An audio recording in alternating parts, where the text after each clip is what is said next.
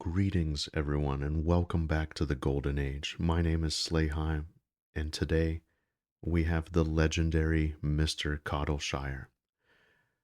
I've been really looking forward to having Mr. C on. He has such a nice vibe about him. He's got an incredibly dry sense of humor, which is really interesting.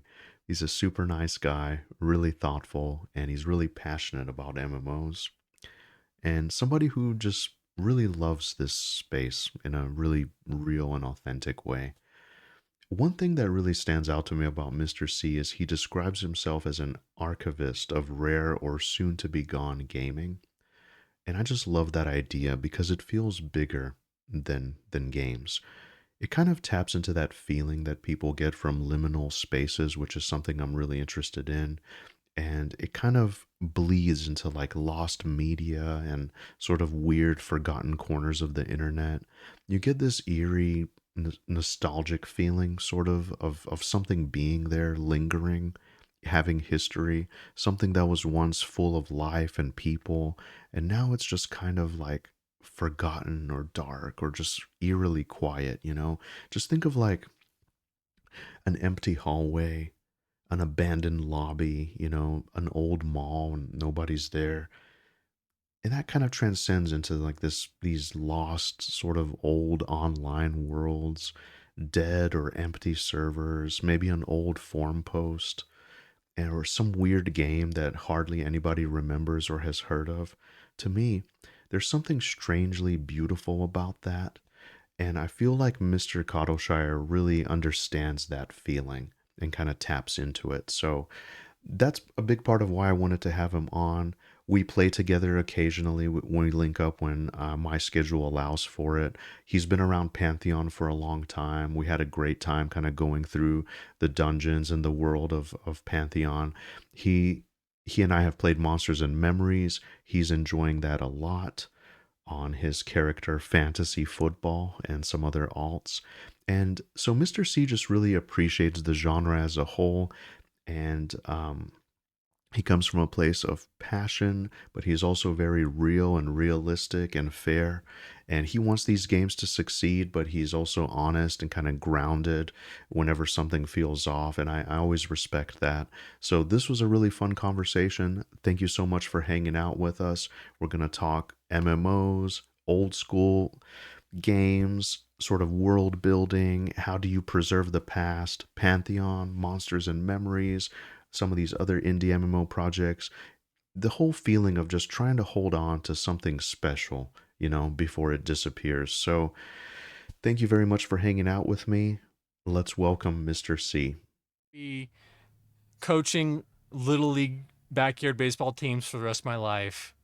So please listen, think of a number, think of it in the back of your head. What number you would want for me to give you as money so that you don't want to play baseball anymore, and you would tell a judge in front of a court that it was actually the best baseball time of your life and that I should be allowed back in society. Thank you.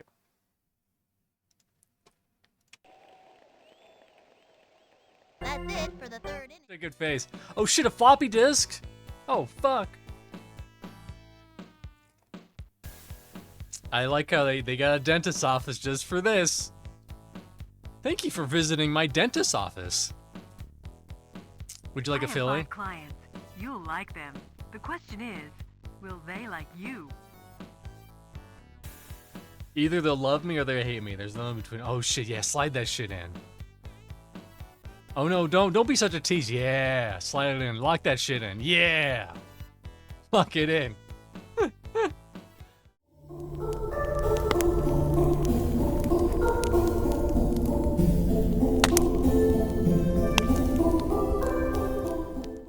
Thank you, Mr. C, for doing this.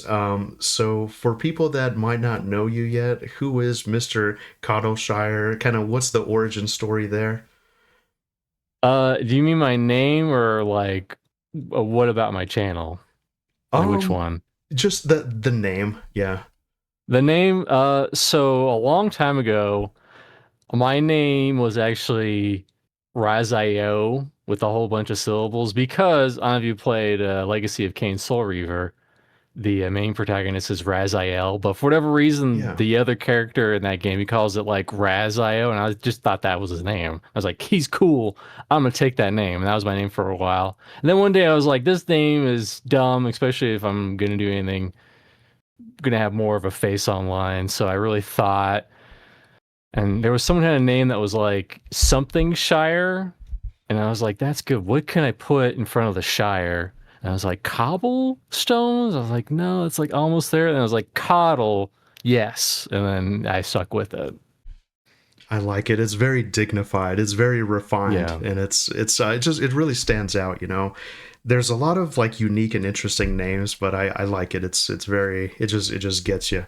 And then like for the YouTube channel, I noticed that your description is really amazing, and it really stood out to me. It says you describe yourself as an archivist of rare or soon to be gone gaming, and so I thought that was really interesting because it wasn't until a few years ago I realized that was kind of like a whole genre, and that's something that just really speaks to my soul. You know, kind of like liminal spaces, like haunted, almost like haunted footage or haunted games, like that kind of thing, or like these old and forgotten worlds. Is that what you mean by that, or like where does that what's the story there? So I've always been a bit of a oh my god, I'm butchering the name. A bit of I'm all about preserving games and content, which is funny because all the stop killing game stuff is going on right now. But it goes all the way back to on my channel, Facebook, or not Facebook, You Don't Know Jack, made by Jackbox Games, formerly Berkeley Studios. They had a Facebook version that had all these cool like commercials and game modes, and everyone who recorded the commercials did it like the crappiest camera you can imagine. It was all shaky. It was like, check out this cool camera, check out this cool commercial in this cool game. I was like, I have to preserve it. I have to get a copy out there that doesn't look like, like it was going to be lost footage horror stuff.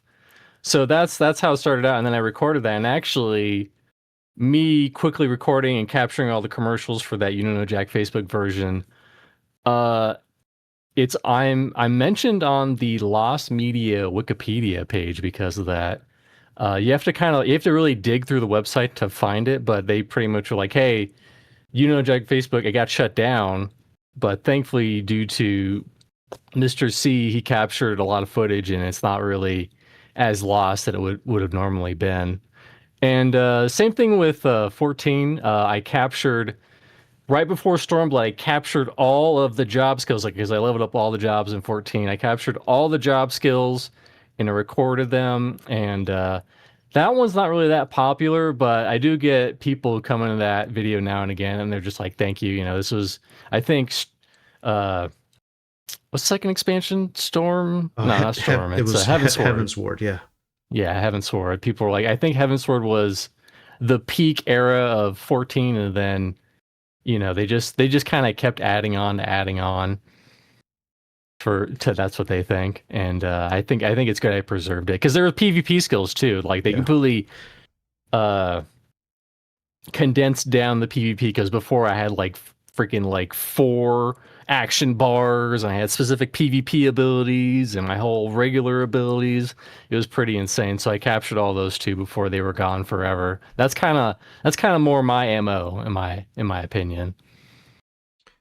Dude, that's amazing. And actually, I have a few blurbs in here about 14 specifically, because this is a little known fact, but actually, just from like where I was in my life at the time, I have the most hours played in Final Fantasy 14, more than like I think like EverQuest, World of Warcraft, like all this other stuff combined. Like that was my game. And actually, just while you mention it, I just feel like it was one. I noticed like one of the most popular videos on your channel is like the legacy character intro, I guess. Yeah. And that's amazing. So for me, like 2.0 of like the re-release of the game after they, ended the world and kind of brought it back. That's when I played, and I feel like that's the last. Now, I haven't played as many MMOs as you, but just for me personally, I feel like that's the last MMO that at least I know of that kind of had like one foot in the old world and one foot in the new world, I guess, because the game has kind of gone through so many changes. And man, I feel you. Yeah. Like, you just reminded me. So I played so much of that game.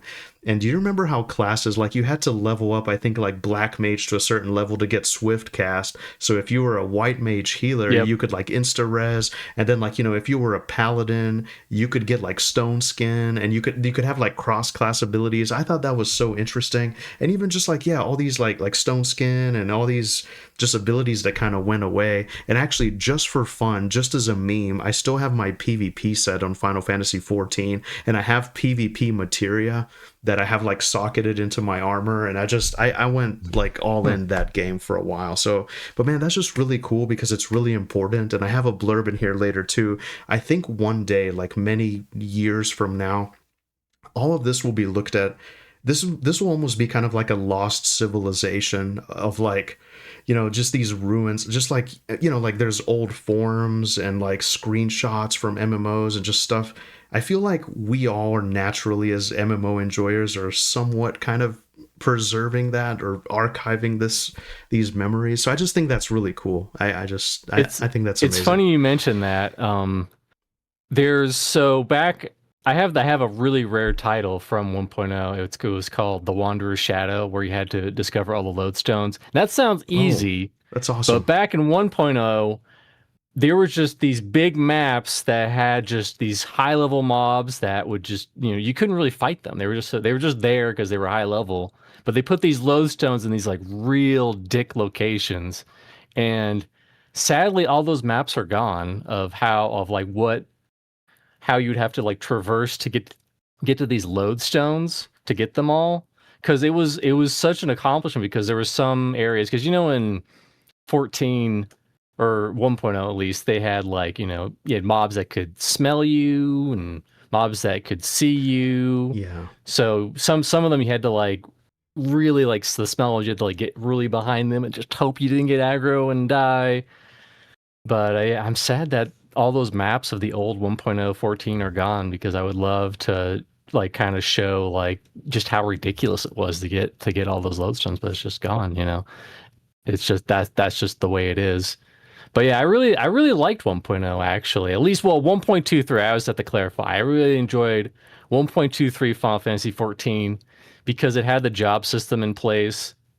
And it was kind of like these these old classic MMOs that we enjoy, like Monsters of Memories and Pantheon, where in 14 now it's just like, hey, hit level 10 or you hit level 50, every what it is, and you do your big job quest, and you just do it solo, and it's just a story thing. But back in 1.23, you had to actually get a group together to help you do that and unlock more abilities, and it's kind of sad that it seems like 14 nowadays is basically a single player game. That's what I've heard. I haven't played it since Stormblood, but yeah. Yeah, you're right. It's an interesting thing. Like, they focus a lot on accessibility, but yeah, it used to be a lot more like group reliant and player reliant. And that's actually what I mean now. World of Warcraft is like that too. But you just insta queue to a dungeon, and now there's people even from other servers. It just kind of puts a group together. You run through it, and another thing too, the dungeons used to be so interesting in that game. I remember Amdapur Keep with the two bees that nobody could get through, and like the demon wall boss. That was really interesting, man. And like now they just make it so easy, so fast, and then you never see the people again. Like, it's just, it's really crazy. I'm curious, did you play any deep dungeon in Final Fantasy 14? I think they started I did. Yeah. It started in Heavensward, right? I think so, yeah. Or maybe a little bit before, like in Realm Reborn, the first one. I can't remember, but I used to group with a static, and we kind of like I think we did some of the raids in Heavensward. Maybe we didn't, because the raids were kind of a pain in the ass. They were brutal, especially in Heavensward. Yeah, we definitely raided in Stormblood. I know that much. But yeah, we were just messing around, and we were like, hey, let's see how high we can get in I already forgot the name. It's something. The climbing tower. I think that was a Oh, really cool Heaven game on mode High, I idea. think it was. Heaven on High. I think that's the Stormblood one. It's like Um, Realm of the Dead for Heavensward. I oh, forget yeah, what it yeah. is. Palace of the Dead. Yeah, my bad. Palace of the It's Dead. been a Yep. while for me, too. Yeah. And we got pretty high, and it's crazy because I think we got above 100, above floor 100, and Yeah. I was actually playing a healer, which was interesting. I was playing a scholar, and it's crazy. The environments look so cool. You had like these like white crystal areas really high up, and we got pretty far, but it just gets so brutal near the end where they just have all these mobs just like compact in Yeah. these rooms. And if you make one mistake, you're just dead, and that's what happened to us. I hear you. Yeah, it's I think towards the end of my time, and who knows, maybe I'll go back someday. But that was just really unique and interesting content that I feel like not a lot of people experience, especially like the more beautiful design that you see later on. Um, but yeah, one of my proudest achievements was I soloed the Stormblood one, Heaven on High, and I have a rare title called Lone Hero. That's kind of like one of my proudest achievements. Not that I'm all for like soloing in an MMO, but I just think it's interesting that you have so much time in Final Fantasy 14. But anyway, like how did you kind of get into MMOs in general? Like what does that journey kind of look like for you? So I know a lot of people they start with WoW or they start EverQuest. I started with a little MMO called Nexus Kingdom of the Winds. It was pixel art, and I think it's pretty much around the same time as EverQuest. It was like 98 or 99, 1999, around that time. And it was tile based. If you would attack, you would attack the tile like next that you were facing next to you. And that game was just so interesting because you had classes, you had rogue, you had poet, healer, you had warrior, and then you had mage. Was that the final one? But each of these had like 3 or 4 subclasses, but the majority of the subclasses were run by players, and the players would decide who would get into these because I was a rogue and everyone wanted to be a spy, and the spies were dicks and they didn't let anyone in, and they had like such a high threshold. I later became a ranger, like when I came back to it later on, but yeah, it was such a really interesting and social game. There was like a PvP area that everyone always dueled and hanged out in, and it was also kind of like a grind game. Like the end game was just seeing how high you could get your max health or max mana to, and that was like, oh, you know, uh, my my brother, as a joke, he made a character called Gimpy, and his friend kind of like just took over that account, and then that account later became like top 100 or top 50 characters of all time with like max health or something like that. Yeah, it was a really interesting game. And then Awesome. later I played EverQuest, obviously. I obviously played EverQuest.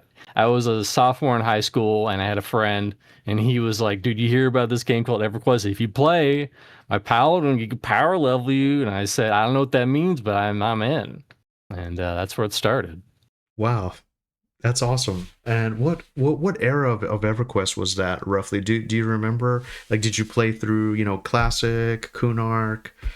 I started in Kunark. Okay. Actually, I might have started in Velius. I might have started like super late Kunark that transitioned into Velius. I don't remember exactly when. I do know that the game that I bought from Best Buy was Kunark. Cool. Yeah, me too. That was kind of my first go at it. And it's weird, like I don't remember any kids at school playing. I think I was attracted to the box art for some reason, and that was kind of my whole thing. And Actually, if you want to hold on for a second, I got something to show you. You'll probably love oh, this. sweet. Yeah.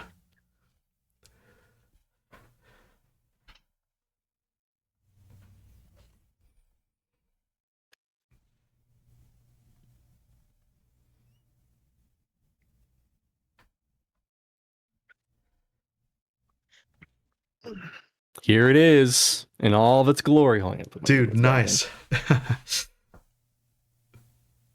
in all of its glory. Dude, that's amazing, and it looks so good. And yeah, actually, yours is a lot more preserved than mine. Mine is also just back here. I don't know if you can kind of see it, dude. Oh yeah, I That's can. awesome. One of my dreams is there's this like blank white space in the wall, kind of. I want to frame my cloth map and put it. I still got all the shit in the box, the cloth map, the original disc. It still just smells like the past, and that's what I love, man. Yeah.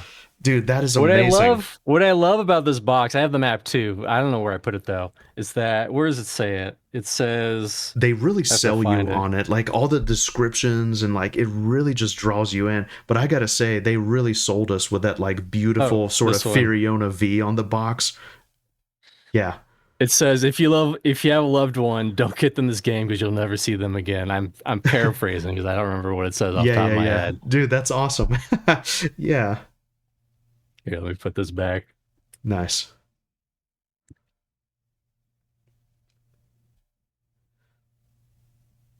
Yeah, that's just really beautiful. They really nailed the description, the box art, everything.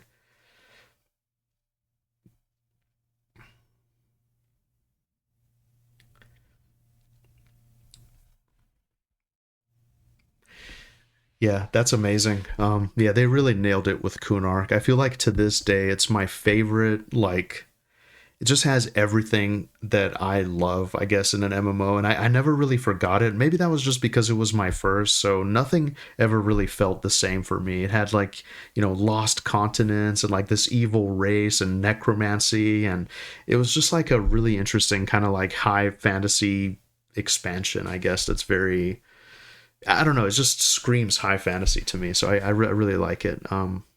I like all the lore as well, and yeah. And then for me, I think Kunark is probably the best expansion probably ever in EverQuest. People will probably debate, but it's probably Kunark. Kunark's probably up there with epics and just the cool locations. Yeah, It's just really good. It was a really good expansion. yeah, absolutely. And then for me, I literally played EverQuest for like many years and many expansions after that. And I had a friend kind of get me into World of Warcraft, and I played that too in its heyday. But I would kind of go back and forth as well. So really, EQ was like the big one for me. But then, so what did it look like kind of after EQ for you? Did you go to play any other MMOs? It seems like you had a lot of time in EverQuest 2 as well, which I know was a big one. I'm trying to remember. Like, it starts to get a little blurry for me. I played WoW a bit. I think I played it like a month or two after it launched because I had a bunch of friends that were playing it, and they bugged me to get it, so I got it. I played EQ2 at launch. I remember that. I got into it at launch. Yeah, and I really enjoyed it back in the day. EverQuest 2, not to get in the whole Daybreak Origin server video that I did, but yeah, I really enjoyed it. It wasn't perfect. I also played Star Wars Galaxies. Actually, I have that box No over worries. here too. I would love to know more. I actually haven't seen that video, but I'll be sure to go and check it out. Star Wars Galaxies. I also played that. Nice. Hey, you know what? Speaking on everything we talked about, one of my biggest regrets is like getting rid of stuff that I have growing up. Like I used to have stuff, I traded it into stupid GameStop for like a little $20 credit. I was that guy. I feel so stupid. So some of the stuff that I kept, I will, but it's very important to keep stuff and preserve the past. It's very important, in my opinion. You want to hear something that's probably going to make you wince that happened to me? What's that? I had more big box games. We didn't have a huge house back in my childhood, but it was serviceable enough. It's crazy because a lot of my big box games, they just got lost, but most of them, what happened was that my mom was doing spring cleaning, and she was just like, "Oh, these boxes are taking up so much room. I'm just going to remove the disc and put them in a binder, and then I'm just going to throw all the boxes out. We don't need these boxes anymore. Throw out the boxes." The boxes themselves were art. I know. I will never forgive her for that. I'm sorry, I Mr. always C. remind her. I know. F's in chat. Listen, whoever's in YouTube chat right now, F's in chat for the boxes that were lost. Yeah, for sure, man. Yeah, that's sad. maybe you can find it again in like some weird corner of the internet. You never know. But yeah, it's not the same. It's definitely not the same. And so I yeah. kind of did a little bit with that. I had a lot of knowledge adventure games. That like I was also really big in knowledge adventure when I was a kid. Who made a 3D body and dinosaur adventure? You know, you might want to look those up later if you want to know what I'm talking about. But yeah, I kind of rebought a lot of those on the cheap. Just try to get my collection up again. It's funny. One of those was Magic Theater, and on the box, I don't know why they wrote this. I'm keeping it because it's hilarious. They wrote, "Hey, don't make porn with this. Love, Mom," or something like that. I don't know why they wrote that on the box, but that's hilarious. It's funny in the pictures they like tried to crop that out, but yeah, That's interesting. yeah. And so like across, I guess, all the MMOs you've played, what do you Mhm. think that you've been kind of chasing the whole time? Have you noticed anything kind of that is like, I guess, what are you most interested in across all these different worlds? That's kind of a tough and broad question. I mean, it's probably the short answer is basically just a world that is fun to play, and it's not like 14 and a WoW where it's basically a single player game. There's like somewhat of a community to it, and it's enjoyable, and there's progression. Um and yeah, Yeah. kind of like EverQuest. Maybe, I'm also fine with a little bit of classic WoW injection into stuff. Mm-hmm. You know, Oh, yeah. Actually, I forgot to ask you, and yeah, there's a lot of broad, kind of like philosophical type questions that those are things I kind of try to explore. But how long did you play World of Warcraft? Did it kind of stick with you the same way? Because for me, I mean, you could argue that the lore and like the rich, because like all the Warcraft games before World of Warcraft, mhm. like all the lore and stuff is established in World of Warcraft, and they had like a lot more to build on, I guess. Whereas like the lore of EverQuest wasn't so much in your face. You kind of had to like look for it and find it, in my opinion. But like, I don't know, World of Warcraft didn't really stick with me the same way that a lot of the older games did. Would you agree with that, or? I say, this is my opinion, classic WoW. We're talking pre Burning Crusade, which I didn't play originally. I say it's not that far off from EverQuest. It's just really good at disguising, because if you play it and you play like a melee character, 90% of your damage is from auto attacks, but you're always like keeping up stuff, especially as like a rogue. You're like always keeping up your combos and stuff, Mhm. so you kind of it disguises that auto attack kind of slower pace a little bit more. It doesn't feel like you're just hitting auto attack and just sitting and watching Yeah, the combat happen. So that's yeah, that's my opinion. yeah, that's a clever way to look at it. And so what sort of class archetype usually appeals to you the most? I know you mentioned rogue. I feel like Mhm. I've seen you across like in Pantheon and even like Monsters and Memories, kind of like a ranger-esque character. Is that kind of your play style these days? It's funny. I never played Ranger until recently, because I kind of had to for Pantheon, because so originally I played an Enchanter in back when I played EverQuest way back all that time ago. I was not like, a lot of people would be like, "Oh, I was the, ultimate Enchanter, and I would solo this and I would do this and I was so rad, and also I kissed Brad McQuaid on the mouth. He loved me so much. That's how good I was at Enchanter." But I was not good. I was okay. I mez, but I didn't really utilize charm. And according to Google, I guess not a lot of people did back then, because it was tough. Because if charm broke, you'd probably die, and you didn't want to lose experience because it was a lot of shit. But yeah, I kind of like support roles like that to a lesser extent. Obviously, in like, wow, I played Rogue. But even that had a little bit of support, especially early on with SAP and stuff. But yeah, usually, but I kind of like the idea of a bard, especially in like the old, well, like you're playing Kunark, you're looking at all those classes. Everyone's gonna be like, oh, I want to be a paladin, I want to be a righteous fighter, oh, I want to be a druid, I want to heal the whatever. And I don't think anyone really went to bard and was like, oh, I'm picking that.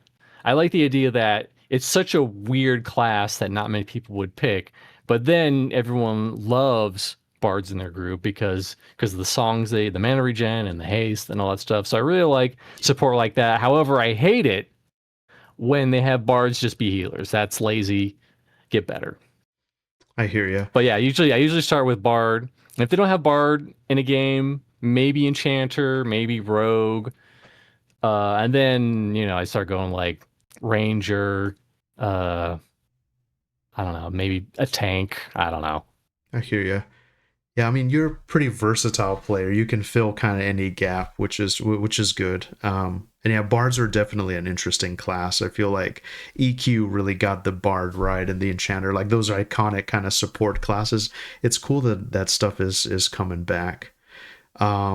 This is a question I'm really interested in, and I ask everybody. I guess, do you think that MMO classes have been solved? And do you think there's any room for more innovation? I guess without combining, because we have like hybrid classes and stuff. But is there anything you'd like to see, or have any kind of ideas from all your time in MMOs? I don't think it's completely solved. I think you can still do. I mean, it depends on your definition of solved. But so this is kind of a story going way back. I don't know if you remember Pantheon a long time ago. They had a visual NDA where you could talk about stuff that happened in the game, but you couldn't show any gameplay or any footage. And then our buddy, the Nathan Napalm, he did a stream where he wore these like sunglasses like this, and you could like vaguely see the game like very tinily in his sunglasses. That's funny. But on that whole premise, I made up this I guess it was like a podcast. It wasn't really though, called Legend of Mace Online, where I pretty much just made up I was playing an MMO, but I was really just like talking. I was like, oh, what classes are available? And I made up a bunch of classes like Book Thrower, and I can't even remember what the other class, like Fungaloid Man. And I feel like creatively, there's a lot of leeway on what to do. And I feel like you could there's a lot of ways you can have classes be. I don't think it's just one solved thing.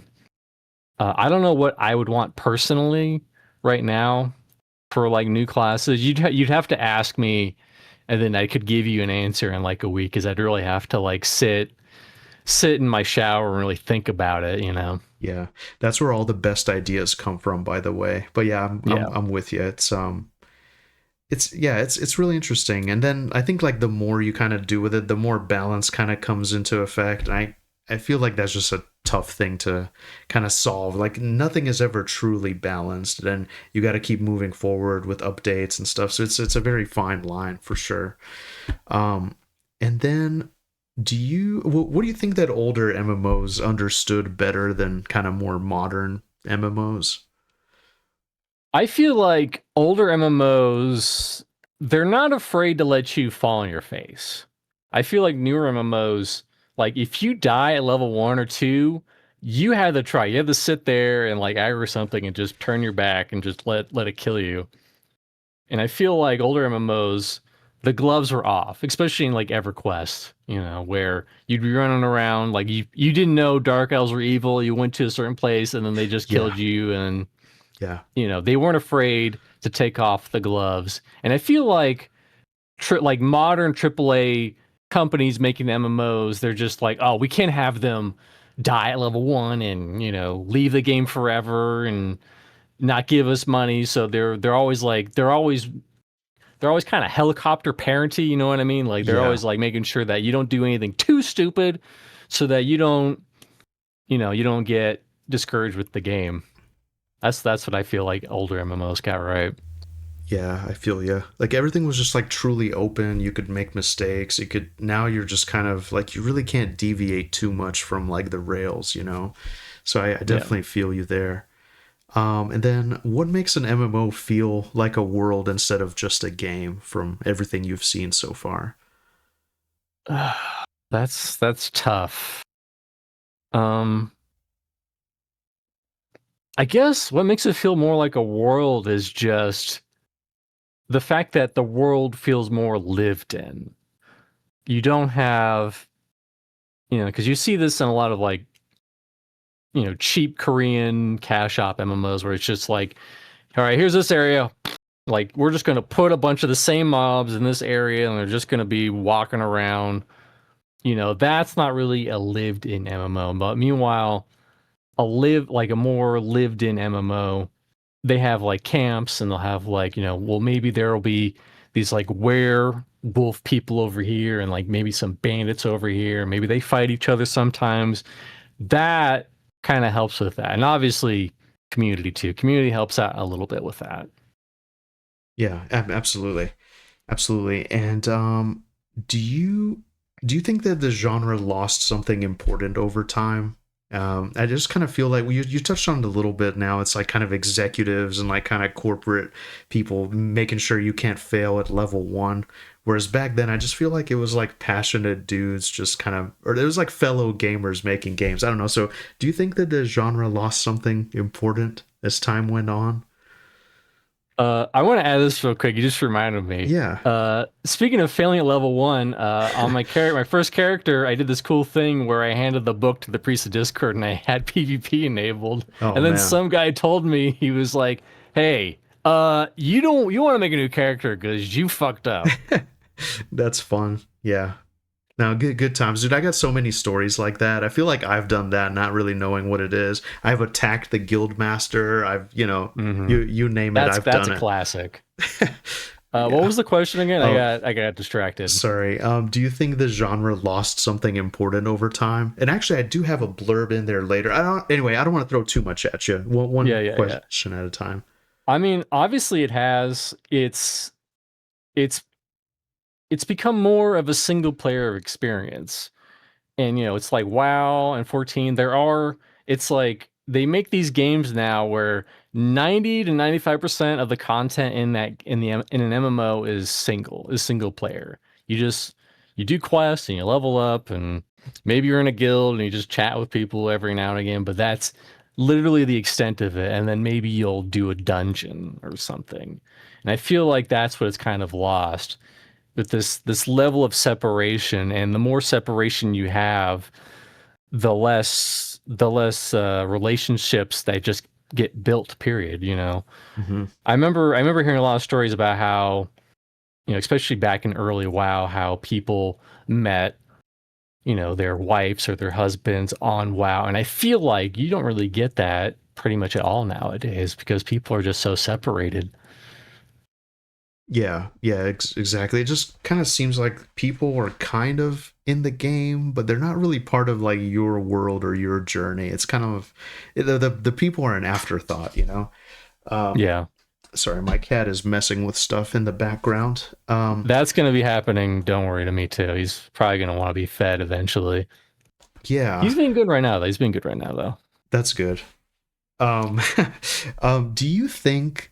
So we kind of touched on this a little bit, but how important is lore to you in an MMO? Because I feel like so like EverQuest kind of had the lore, but it wasn't shoved in your face. There was like the gods, the planes, the religions, and then World of Warcraft already kind of had that established lore. And then you even mentioned like it could be a zone with like bandits and werewolves kind of fighting sometimes, and then maybe there's a story behind that too. But like I guess like even if the player doesn't directly engage with it, I feel like lore is kind of important in a world. Otherwise, it just feels kind of generic, like copy paste. Um, do you have any thoughts there? Yeah, I pretty much agree. I think it's good for some people because an MMO, covers a wide variety of people, and you'll have different people who want different things out of the game. You'll have people who will be like just being super sweaty and grinding the max level to do all the hard content immediately at launch, and you'll have people who like really digest the lore and like really care about all these stories happening in the game. And I feel like lore is still at the end of the day important, because you as a player who, even if you're not like, interacting with it, you will still see it on some level. Like, wow, I wasn't super in, I couldn't tell you a whole lot about the lore and WoW, but because there was all these elements to the lore, it felt more lived in. Yeah. Um, let's see here. Do you think I don't know, I guess like I think about this sometimes too, but like sometimes I think like modern MMOs underestimate how important world building is. Mm-hmm. Even not for immersion, but kind of like emotional attachment. I'm not even sure if that's a question. It's just kind of like a thought that I had there. Do you think so? Since since group play is obviously a thing in MMOs, I feel like you're part of a very interesting group, like with the guys at Static Group Live. Like how long have you guys kind of been together? I guess a more broad question though is too, since group play is just such a huge part of what makes MMOs feel alive, what's the perfect group vibe for you? The perfect group vibe is honestly just hanging out with my friends, and maybe we're doing hard content, maybe we're not doing hard content, but we're enjoying each other's company, but also we're enjoying the game at the same time. No, I hear you. I think I gotta say, like, some of the most fun I've ever had was just kind of playing with you guys when I filled in for sometimes, like when someone's not able to make it, but just like the camaraderie, all the joking back and forth. It's incredible. I remember one night in Fallen Pass, I think you and Daimlos were going at it. Vendini, it was just such a fun time. But and it's kind of interesting actually, just as a I was thinking about this even just as we were talking. Now I mean, not that we're like big, huge streamers or anything, but now that Right. it's kind of tough to kind of go into a game completely blind, because oftentimes, like, I got the stream up, I got the camera on. There's always like people that want to come play, and I guess part of me kind of misses like that truly organic thing of just like stepping into a world and finding people, because now we have Discord, we have all these like modern systems we can communicate outside the game. But anyway, just kind of thinking out loud here. What makes a group feel good, just like even beyond like kind of class comp or efficiency? Do you have any thoughts there? And also, like, on the inverse of that, what's the fastest way to just like ruin a vibe in a group? Have you ever ran into that at all? I've definitely ran into that. It's just what ruins a group is just, someone who just comes in there and they have really unrealistic expectations for a group. It's like, here's a great example that happened. So a long time ago, I played P99 blue, maybe it was blue. I was playing a rogue, but we had a bard in the group, and we also had a cleric. And every second that the bard didn't have the mana song up, the cleric was instantly in chat typing like, "Keep the mana song up, keep the mana song up, keep the mana song up. What are you doing? Keep the mana song up." Oh And I my was like, "Dude, gosh. calm down. Calm down. You'll live." It's only not up for 3 seconds because he's like doing other shit. Yeah, no, I agree. It's just, Yeah. I guess, like telling somebody how to play their class. I mean, yeah, if I had like a level 60 character of that kind and you were playing it, and maybe you're see, I don't know, it's kind of hard. Generally, I'm not like that. I don't ever like go Yeah. out looking for trouble. But yeah, keep the mana song up. It's man, clerics have it tough. I just feel like yeah, I've seen some stressed out clerics in EverQuest. Don't get me wrong. Yeah, it's funny. Well, Yeah, it's funny because P99 is we weren't even hardcore. in any danger. We were in like Mistmore or something, and it was pretty smooth sailing. He had like half mana, probably. I don't know. Yeah, that's funny. So yeah, so people come and go all the time in MMOs, and what do you think is really important to kind of keep a keep a group going and keep people wanting to stick around? I mean, for me personally, and this will vary from person to person, but me personally, I have to enjoy hanging out with you. Like going back to EverQuest-2 Origin, I was in a raiding guild, but I just wasn't having fun with it. I wasn't having fun. Like there also wasn't any raid loot dropping for people, which is a whole other thing. But I just wasn't having fun. I wasn't having fun with any of the people in that game. I'm sure they're nice people. I personally just wasn't really enjoying it. But if I was really enjoying it, I probably would have sticked around. And that kind of happened a little bit in Embers Adrift, where there was this kind of divide where I really enjoyed like this group of people, and I didn't really enjoy this group of people. And we all had to come together to do the multi-group content in that game. And when I was doing the raid with both parties, it was like, this isn't fun. I hate these people. But when it was just the one side, I was really enjoying it. I hear ya.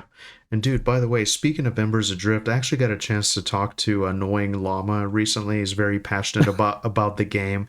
And I was going through some of your older footage, and your character is called Fantasy Football, and I totally blanked out on that because I feel like recently on Monsters and Memories, you were Fantasy Football, and you came and gave me some like summoned weapons and stuff on your Elementalist. And dude, I didn't even know that was you until today. So I'm really sorry. Whenever people have different names and different stuff.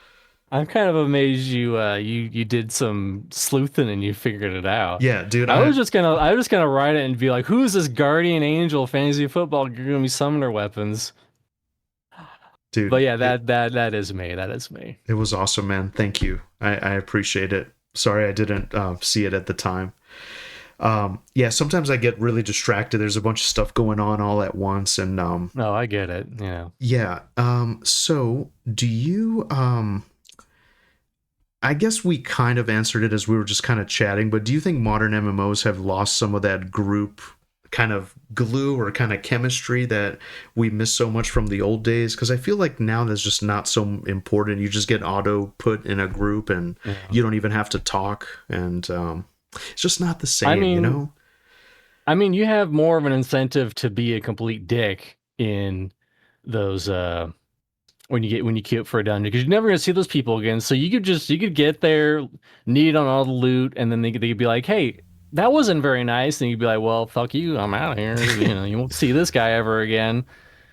And meanwhile, if you do that on a server, like like in Monster Memories or Pantheon, people will take note and be like, hey, that guy's a dick, don't group with him. And in fact, that's happened in Monsters and Memories, where we had a guy who was kind of a dick like that, and we took note, and then he was asking to be in a group, and we didn't let him back in. Yeah, no, it's definitely important, especially it's just inevitable. These communities are a lot smaller now. You don't have like millions of players. It's not like the Wild West where you just go into the next town and people don't know you there. Reputation is very important, and yeah, for sure. Okay, so how are we doing? Restroom break, water break, anything? I'm good. Okay, we'll go just a little bit longer here. So do you just going back to like the archivist side of it, what makes a game worth preserving in your eyes? I feel like any game is worth preserving, especially if it has some sort of history to it. Like, God, I just, even a complete crap game that was just an asset flip, I feel like it should be preserved on some level, because that could be used as an example for someone later on. Like, hey, if you're doing an asset flip, this is what it looks like. So don't do this. This is an example of what not to do. So even like the crappiest games out there, they deserve to be preserved. Actually, speaking of that, like most people would say, hey, Concord, it was around for a week and it got shut down. But there's stuff in that game that no one knows about because they shut it down so quick and no one got the footage. Like in the credits, Everyone, like, because the credits were so huge in Concord. There's two buttons if you watch the credits. There's one to wipe the screen and there's one to cheer. And all the videos that captured it didn't hit either of those buttons, and it bugs me so much. I'm like, no, you should have hit the buttons. Damn it. But yes, long story short, I think everything should be preserved. I hear on ya. some level. Yeah, you're right. It's almost like Concord to me. You're right. Like, now that you mention it, I don't believe I even know much of what it looks like, to be honest with you. I just heard about it. It's almost like a digital kind of Titanic almost, you know? Yeah. Yeah, so that's a really interesting point. And are you more drawn to games that were kind of overlooked, I suppose, and maybe didn't get a chance to shine like they should have, or games that were loved once and now are slowly disappearing? I definitely care about both those things. Actually, I did a stream when they shut the Dauntless servers down, because I played Dauntless. It was like a Monster Hunter like game.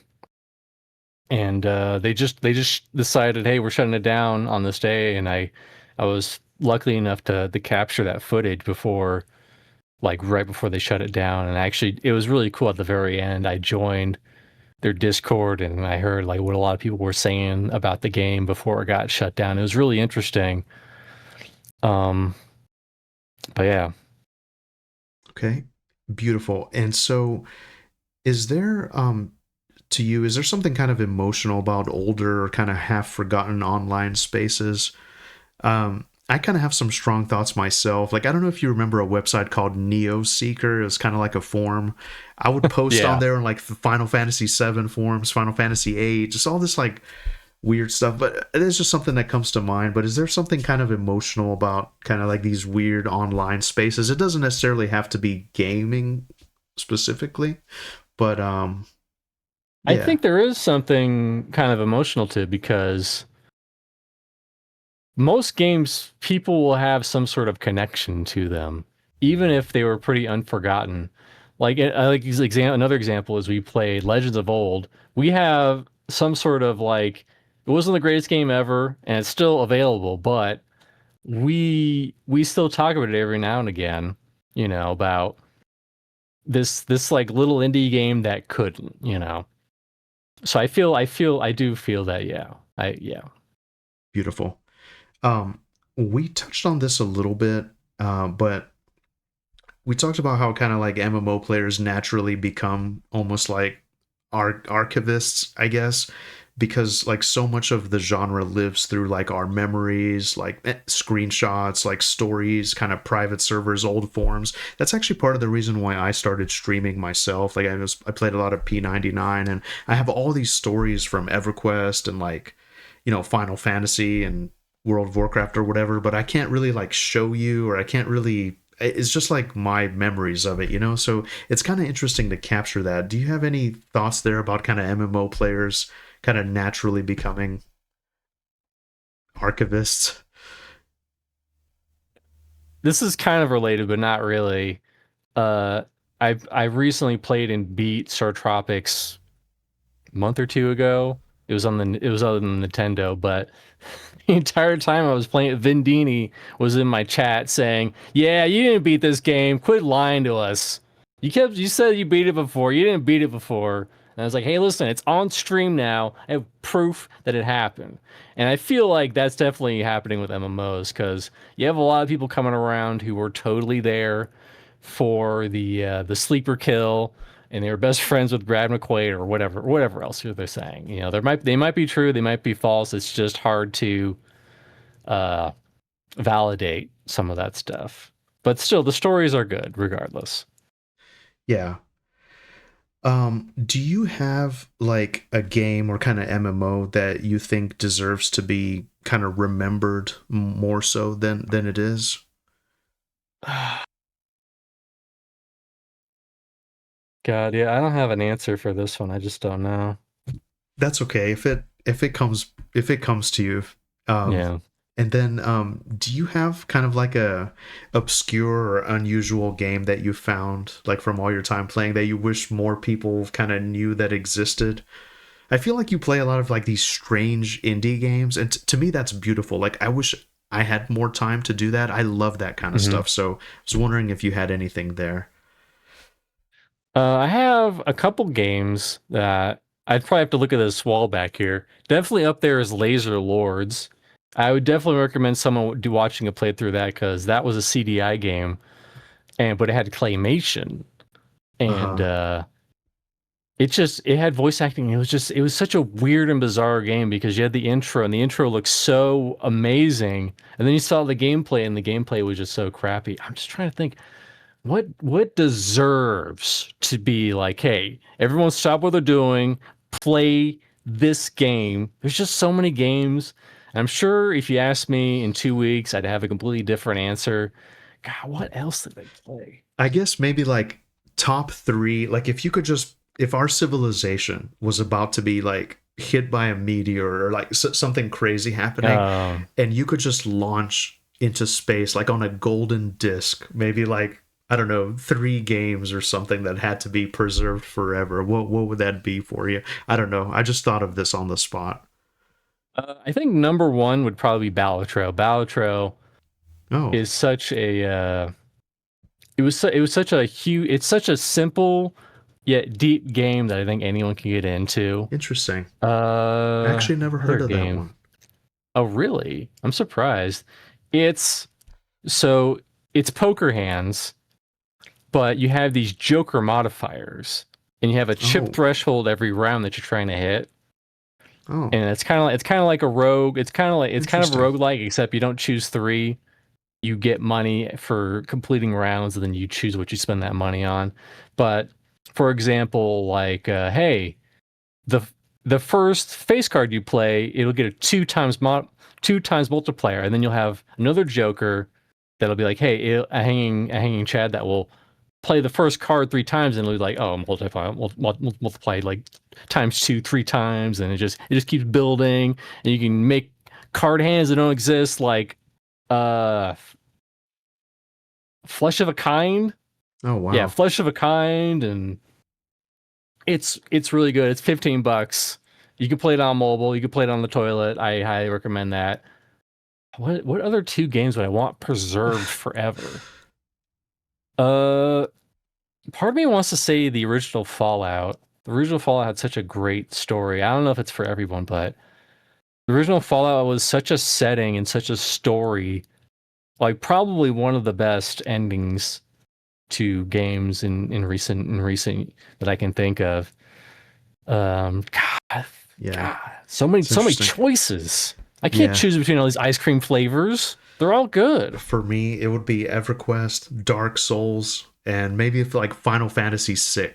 I just feel like those are, those are some good choices. Yeah, I'm terrible. They can't. I'm terrible at pick 3. No worries. Pick 3 of these children that you're going to keep forever, because I'm just terrible. No, I really appreciate it.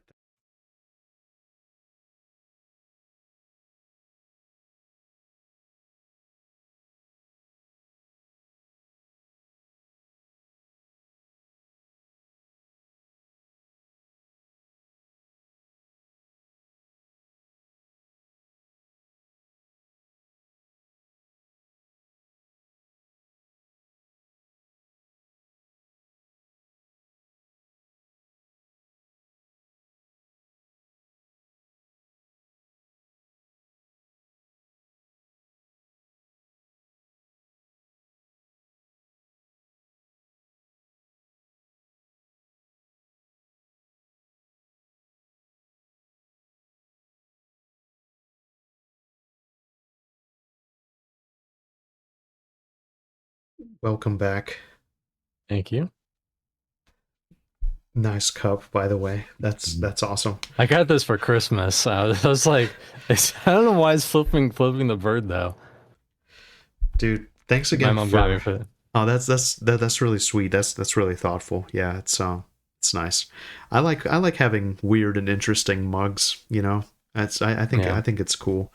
Until I run out and have to drink from a bowl. I can't believe you saw that one time. I didn't have anything, But yeah, dude, this is great. Thank you so much for doing this again. I really, really appreciate No it. problem. It's good. I'm gonna get better as like this goes on, and maybe who knows, maybe like in the future we can circle back after like Pantheon 1.0 or like, you know, like the official release. Same thing with Monsters and Memories. But if you're ready, I kind of have like a Pantheon deep dive section just because I'm curious about your perspective. We can kind of go over the good, the bad, and the ugly, you know. Yeah. However deep you want to go, it would be great. But so I can go as deep as you want to go. And feel free to push back because like I haven't played it like as much as you. I kind of have some strong thoughts. Like I want the game to succeed. I think it's like really interesting, and I'm a huge Brad McQuaid fanboy. And it's kind of, and I know obviously it's you know, it's almost like a different project now. It's like different people, different team almost. The team has gone through a bunch of setbacks. Anyway, still though, I think, yeah, I think there's something there, and I just want to see where it all goes. But anyway, so yeah, so you've been around a long time, and I want to get your sort of perspective with Pantheon. How did you first find out about the game, and what kind of initially sort of pulled you in? I originally found out from one of the old Co-Carnage streams that he did. I want to say it was like 2018, 2019, probably around there. And he was often talking with Brad McQuaid and all the other developers. And actually, I kind of wish I know they can't go back to this era, but I kind of miss how they would do these streams and they'd be like, oh, here's like this cool concept art of what's coming up. And, you know, here's some little things to keep you teased. But yeah, that's kind of where I found out about it. What pushed me over, I just really like, because this was also back before Embers Adrift.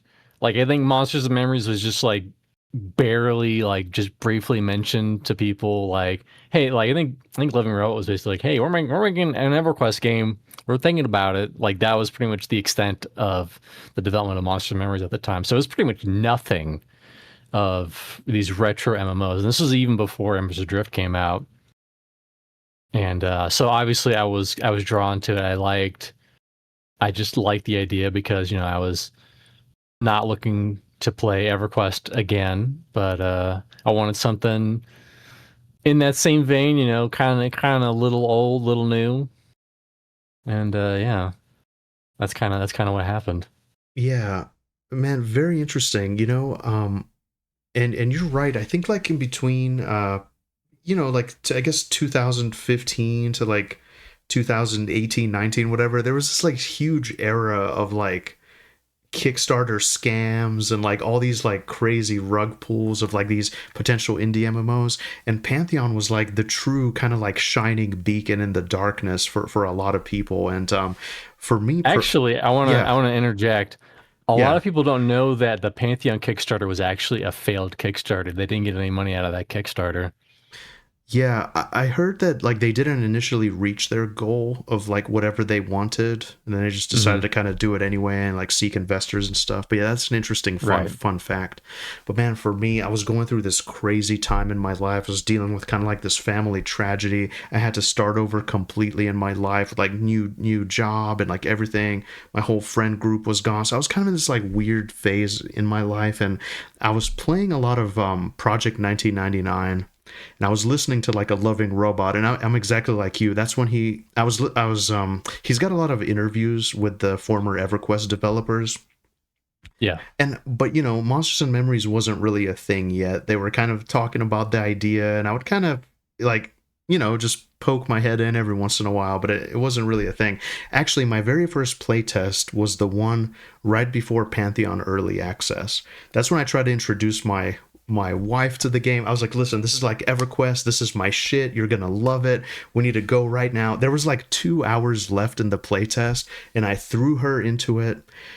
She had never played an MMO before, and it's really funny. I actually made a video about it. It was one of the clunkier playtests. Sorry, not to go on a tangent, but just real quick, so it all makes sense.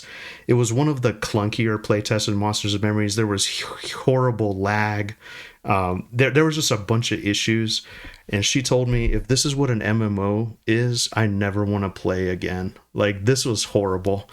And I was like, oh man, I didn't like the game. I made this whole video, but it's like I kind of see that it's something great. It's gonna be good. And a loving robot commented, he was like, hey, don't worry if you don't like it. It's all good. I mean, it's not for everybody. Whatever. So I felt bad. But anyway, yeah. So that's kind of when I found out about Pantheon. Though I was following it for a while. Sorry. And I was telling my buddy Kazrax about it. I was like, dude, this is like Brad McQuaid. This is it. This is everything we're waiting for. And just like you, I was watching the old streams. Like, those were kind of cool because it kind of involved the community. It was really fun. I remember like all those early streams. That's when I really started getting invested in the game. I never like donated to it or whatever. I was just kind of waiting. So I didn't like back the game or anything like that, but I was following those streams.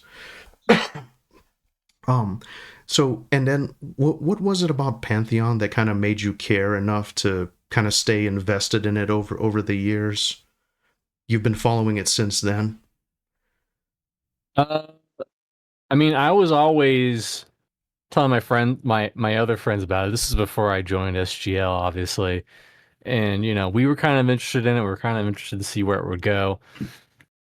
And then, I think, was it 2022? Because for a long time, they weren't doing any tests. And I think I had like an alpha pledge or something, a $250 pledge. And then later, I got like a tax refund or something, and I was like, you know what, I'll bump it up a little bit more, and then I would bump it up a little bit more. So I started with 250, and then I went to 500, and then, but right before they brought the test back up after a long time, I was like, all right, I'm just gonna take the big hit and do the last 500, and which is a lot of money. Don't get me wrong, and it's a good time to play now because it's only $40. But I wanted to get in there. I wanted to see what was going on with it. Yeah. So, what is your kind of like personal journey with the game look like? Like from kind of like those early days, and then to where things are now. Like, has that kind of relationship changed over time for you, or like for me personally, just to kind of tell you, like for me, as I've kind of gotten more into these indie MMOs, and I've kind of seen like a peek behind the curtain, like like Joppa would do like the development streams, the Monsters and Memories guys would do it.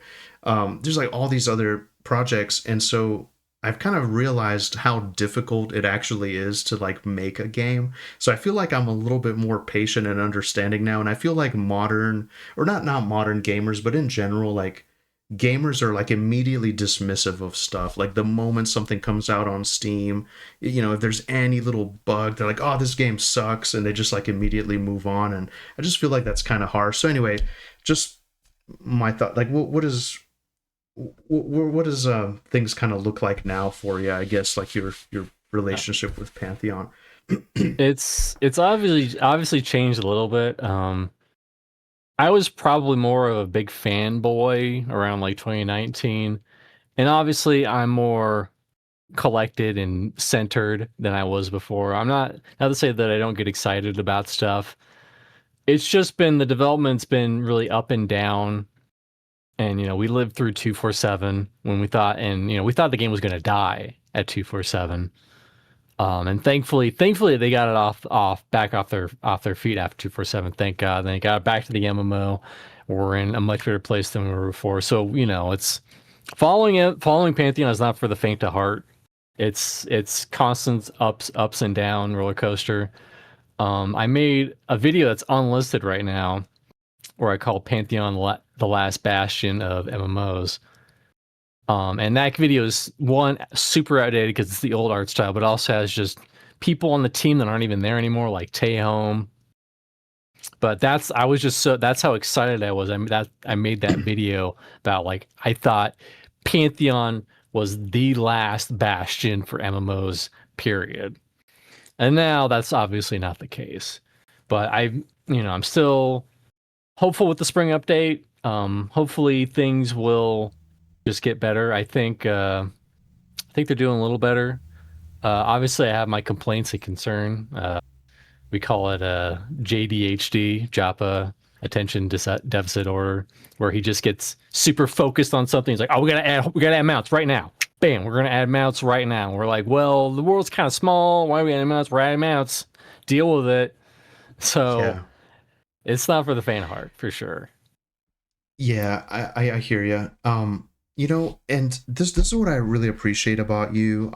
Sparrow as well. I mean, pretty much everybody. Marks, Vendini, Gulo, everybody I've talked to, like from the group. It's like you guys. It comes from a place of love, from a place of passion, but you're also kind of very tough and kind of fair about like where things are, like decisions the team has made that kind of good things, like things that don't feel right.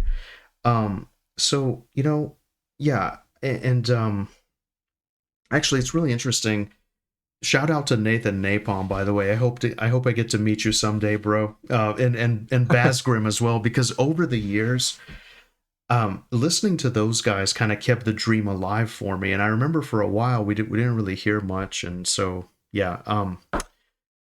But yeah, I'm kind of with you. Just my personal opinion, and you can feel free to kind of push back on this too. But it's like, yeah, it'd be cool to see. And I know that there's more stuff that isn't released.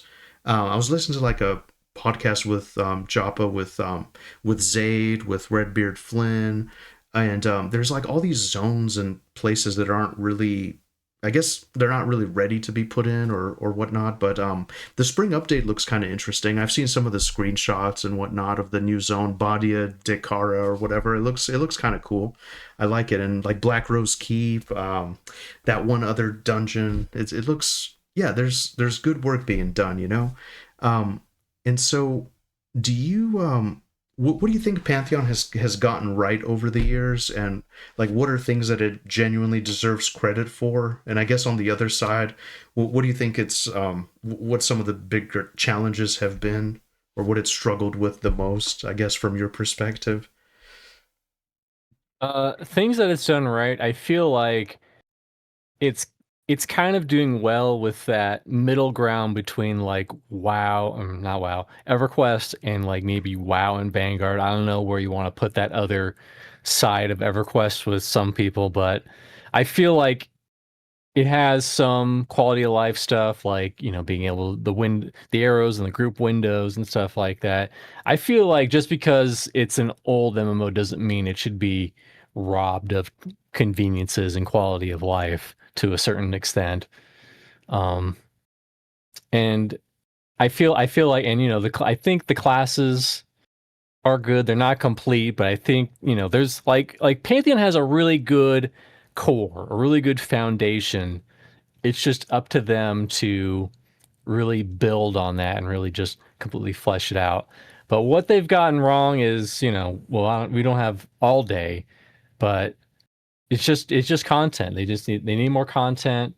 Also they just flip flop. They're always I feel like they just flip flop too much, especially with difficulty. Because a great example would be Halnirs. Halnirs, when you went in there and you were dealing with those Ravagers, the Ravagers, if you weren't on it, 1,000,000% the tank would be dead instantly. And now if you deal with the Ravagers, it barely does any damage to the tanks. It's either, we always say at SGL, it's either 1 or 11 at Pantheon. Pantheon's decisions with stuff like that. And I feel like they need to listen to everyone, but also they need to know like who to filter out or who to like only take some of their criticism. Because I think they're also like getting lost in the sauce with like chevrons and stuff like that. And not to say that stuff's not important. It's not important to like be able to have content for like a party of 2 or 3 people, but also I feel like it's fine the way it is now. It's not a finished game. We can maybe push that down the road a little bit more instead of like trying to do it right now for the spring update. Yeah. Um Yeah, I'm with you. I feel like, and Joppa has a really tough job. I feel like, and I'm kind of realizing it too as as I've gotten older and kind of how these things work. He gets all the, I mean, the praise and also like all the criticism, I guess. Whereas like I Yeah. mean, it's a whole team. Actually, do you know how big roughly is their team? Is it like 20, 30, 40 people ish? I want to say Like, it's probably closer to 20, maybe okay, 10, and 10, and the other 10 are like contractor part-time offhand. Uh, okay, yeah. interesting. And then so like if you had to sum up kind of like the good, the bad, and the ugly of Pantheon's journey so far, how would you put it? That's I mean it's a roller coaster, you know. They lost Brad McQuaid, one of the one of the lead heads of the project early on. In fact, they've lost Yeah, that was very sad. they've lost at least one more team member since Brad's passing. Um Madaki also died in a car accident, I believe. And I forget what he was doing, but he was also part of the team and he passed away unfortunately. It's But I don't even remember what the question was, but yeah. the good, the bad, and the ugly of Pantheon's journey so far. Yeah, it's just a roller coaster, you know. There's I feel like I said before, I feel like there's a whole big world to make, and oftentimes they focus on the wrong things at the wrong time. Because I've said this in other places, but I'll say it again. When your team is so small, every second that you devote to a game is precious. So you really have to utilize what time you're utilizing towards it. But the good is it's a good fun game at the end of the day. Um and with the EA launch, we thought the EA launch was going to be a lot worse than it was because we thought, people have, they got burnt out on Pantheon. And they thought, oh, the beta was going to come out in like 2019 or 2020, and it obviously didn't. And so we thought a lot of those people were just going to come in, buy the game, leave a negative review, refund the game, and that negative review would be up there forever. But a lot of people who had no experience with following Pantheon, they played the game and they're like, actually, this is fun. I actually really enjoy this. So that's the good. Yeah, absolutely.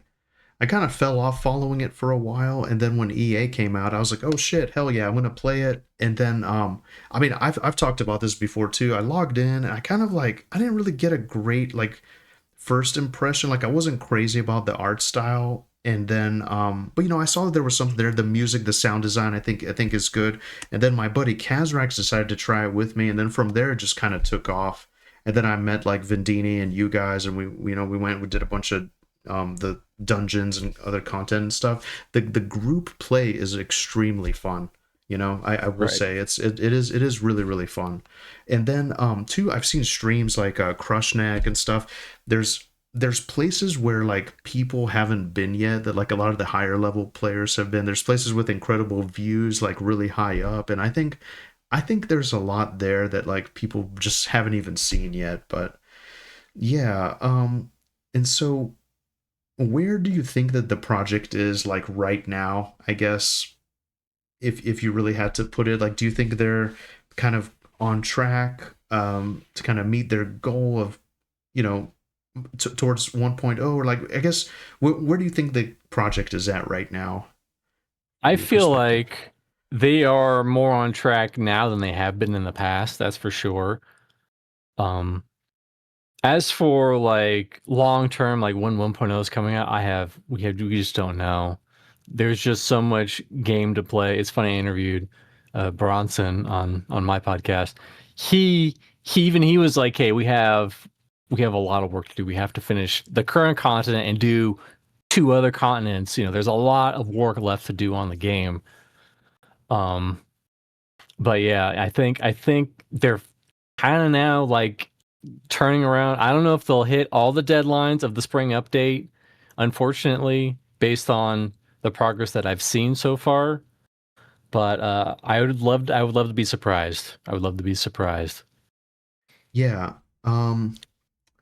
And so like just a few more questions here. I'm just, you know, and I'm not trying to like be super negative about it because I believe too, you know, and Yeah. I mean, do, it's hard because we've been following it for so long that it's hard. It's hard for, and this is why I don't really make Pantheon videos that often, because if you make a Pantheon video per se, you're going to attract a lot of those people who are just like, dead game, stupid game. I hate this fucking game. Why are you supporting this like vaporware project or whatever? It's always something with them, and I feel like you get a lot more of it with Pantheon content than you would say M&M content per se.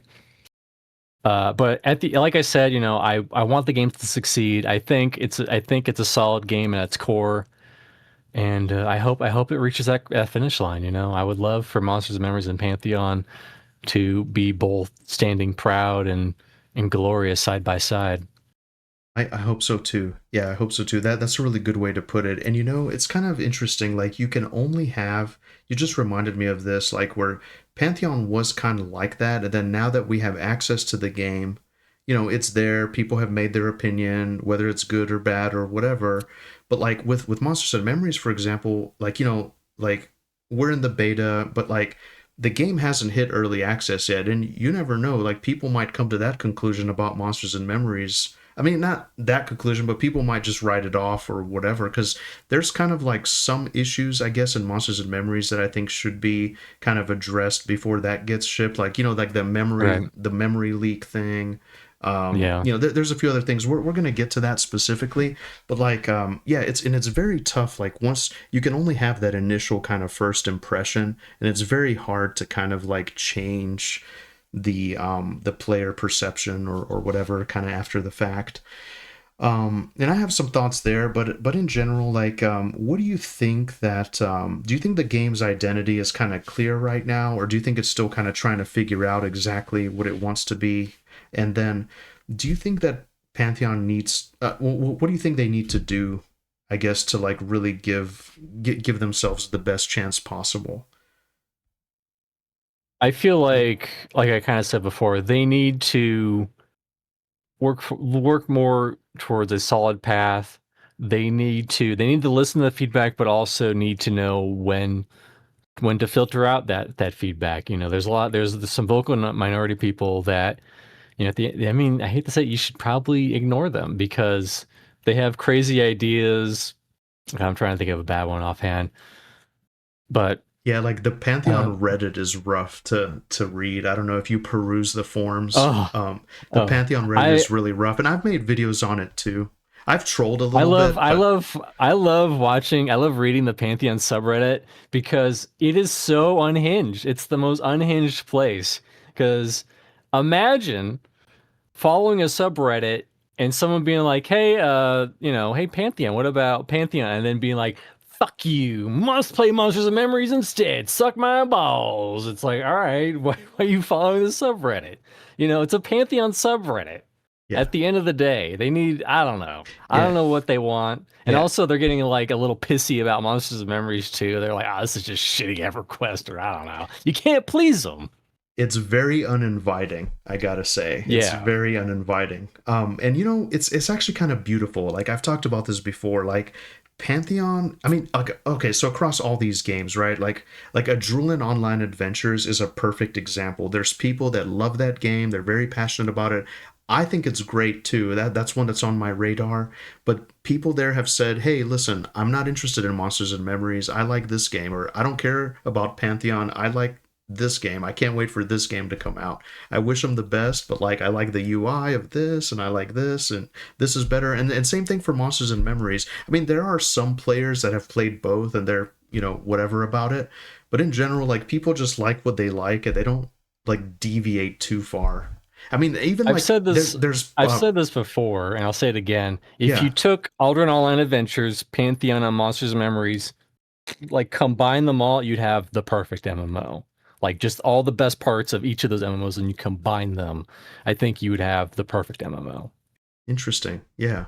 You never know. Someone could do it. I have some strong thoughts. Like I think, but anyway, just to kind of go just to kind of continue along here, I guess if you like if it was up to you, if the team pulled you in a room and they were like, all right, Mr. C, like what is like if you just had total control, all the resources that you need to make it happen, like what would you do? I guess like what are the things you would do to kind of help um get the game to the finish line? Like what, what is there like not to like, well, what should you avoid and what should you just like absolutely do, I guess is the question. If it was up to you completely. Well, first things first would be finish the class kits, finish the races, and just finish the areas. Like that, those are the first big three things because we still don't have Bard, the classes still aren't complete, and we still have a lot of game left to finish. And there's obviously other stuff too, like systems and whatnot, but those are the three I would say are the big three. And people always ask, like, hey, is Bard in the game yet? And we say, not yet, definitely not in the spring update. And people always ask, are gnomes in yet? Are Archai in yet? And that's all. And also that is no. I'm trying to think of what else I would say in that board. And I would also say, focus on the group gameplay. I know a lot of people. It's important. I mean, it's important to be able to do stuff when you can't find a group. Don't get me wrong, but they need to focus on the group gameplay. You don't want to make it. You don't want to focus on the single player who just doesn't have enough time. It's okay if you don't have enough time to play an MMO. It's not every game is meant to be for everybody. And I feel like it's okay if someone comes around and they say, I only have 30 minutes a week to play, can you make it more accommodating for me? And you should be able to say no, You need a little more than 30 minutes a week to play this game or to be able to like feel like you progress in this game. But people have been feeling that like it's been getting easier with the cons in the system and the new Chevron list system. It's because I think they said like if it's blue or lower, you'll be able to solo it no matter what it is. I think I don't remember exactly. And it's entirely just based on con, and we're just like, how does the con system work? I feel like finish the races, finish the classes, finish the world, make it feel lived in, and yeah. That's a really big one for me too. Just like the world, making it feel lived in. Because for me, I kind of feel like the priorities just aren't like if it was up to me, I would do like the big city, like thrown fast. Like what is the reason why it's there? Like the people, like even more kind of variety. Like some of the NPCs just feel like they kind of look the same, and then like there's not very many choices. And I feel like if it's like something you invest time in a character, and I know all that's coming, but I'm just saying like Yeah. I would prioritize that instead of like mounts in the game, etc. I don't know. I just I've joked about this before. I feel like maybe there's like a shadowy group of like investors or somewhere, like a bunch of dudes, and they just want their stuff in only. I don't know, but yeah, those are the kind of things I would prioritize. Like Joppa says, content is king, and yeah, just more zones, more environments. Like I feel like there's so many interesting systems that are going to be awesome when they come out. Like, so I'm very excited. And I haven't seen like all the game yet, but it's very interesting. I want to check out that ice area eventually. So I have faith. I have faith. It's gonna take a little bit of time, and I think that's something that people unfairly kind of criticize the game for. They say, oh, it's been in development for like 10 years or however long, but they don't understand Yeah. that like there's been leadership changes and like tragedies in the team, and I think like issues with their graphics going to like the other system. Like there's just been a bunch of stuff, where like some of these other games have just been more, I guess, streamlined in development. Anyway, I feel like it's easy to point and say like this is when the Kickstarter started. They're at this point. What the hell happened? But the Kickstarter was a completely different game. It had like a weird card system, I think, and I don't yeah, think it like really even got off the ground until like a couple of years after that. And then yeah, it yeah, that is it is what it is. yeah. Um, And so, what I guess what keeps you holding on to it even after everything? Uh, I don't know. It's just you might even call it a sunk cost fallacy, but I feel like there's still a good game in there. There's still a good game in there at the end of the day. A still fun group gameplay MMO that that deserves to be finished. And there's still stuff I want to see in the game. You know, I still want to see the other continents. I still want to see how they do deal with Bard. You know, how Bard will turn out to be. That kind of keeps me a little bit hopeful. And honestly, it just depends on what news is coming out too. Like what news they're releasing. And I hate to say it, but you know, like Joppa's streams, they're just so hard to digest for the majority of people, and it kind of sucks if they're like, "Hey, this is the hot new like little threads and deets dropped in this stream in this 3 hour 4 hour stream, and you have to like dig around to find this new cool screenshot or this is like this new ability for this class." Yeah. I feel like they Yeah. should bring back like those community streams, like you mentioned. They should have Joppa with like some members of, people who have, like just people from the community or whatever, and just kind of showcase certain stuff. I think would be fun. And so if you could, I guess like send one message to the team or to Joppa, what would that be? Um, do what's right. Do what's right. That Yeah, I guess that's my message. I can't really think of a more concise way of saying it. I think that's a very beautiful message. Um, do you have anything else, I guess, with Pantheon before we move on to Monsters and Memories, and then like just some other MMOs if we have time? I feel that that's all the Pantheon questions that I had. Yeah. Did you want to add anything else that we might have missed?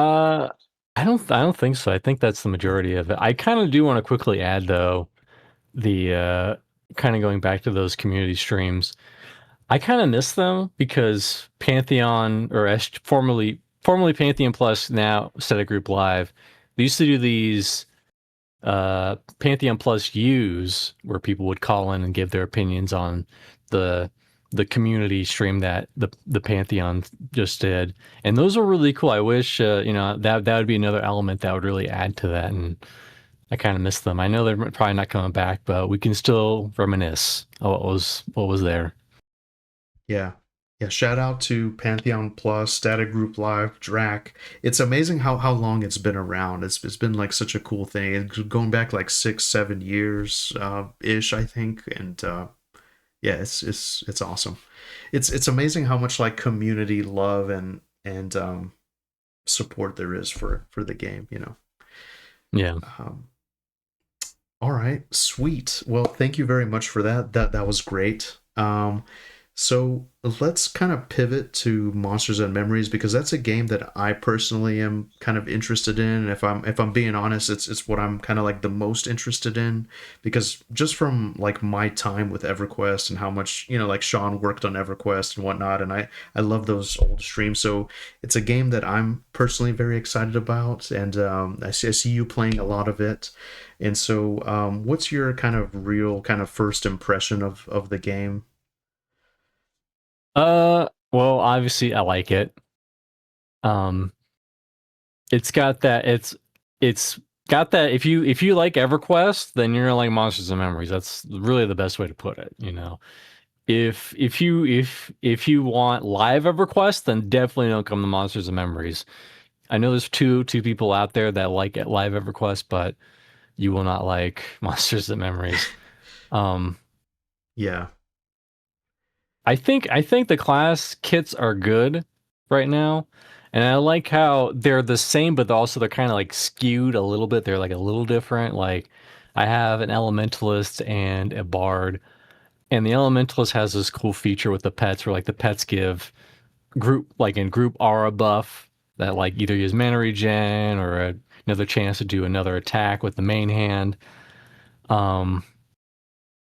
And yeah, we're having fun with it right now. It's new. We don't know all the places, and it's always fun to explore new worlds. Like even like pretty much any MMO that launches, it's fun to explore it when when it's new, you know. And even if it's like a terrible cash op game, you know, at launch, you know, we'll have fun with it for at least a day, maybe a week. And the more fun it is, the longer we'll play it. But we'll still have fun at that launch for sure. Yeah, absolutely. Yeah, you know, I gotta say, I haven't played all the classes to kind of know where they are, but from what I have played, Elementalist just feels incredibly strong. Like right off the bat, level 1 Elementalist, it feels amazing. And so, that's I see you playing Elementalist a lot. Like how far along are you in Monsters and Memories now? And are you playing with Gulo? Are you playing with the whole team? So currently, and we can blame Drac for this one. We can wag our finger at Drac. It's just me. It's just been me and Gulo. So our main team. I was playing a bard who's currently 16. Gulo's also playing Enchanter who's like 18. And then you have Drac the wizard at 13, and Daimlos as a monk, whatever level he is, and Vindini as a druid, and Marks as a Shadow Knight, I think, or maybe he was a paladin.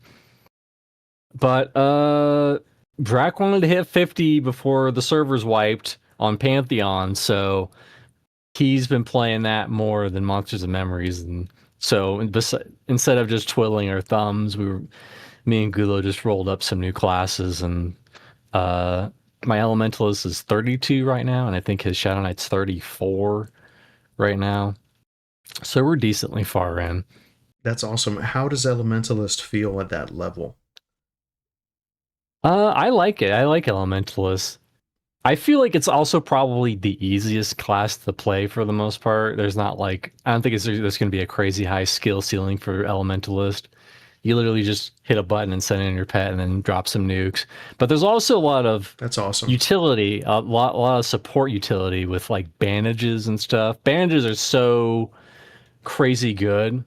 Wow. Because sometimes it'll just be me and Gulo, and I can summon bandages, and Dude, we'll pull awesome. a thing or two, and I'll give him some bandages, and then I'll have bandages, and we'll both like bandage him back to full health.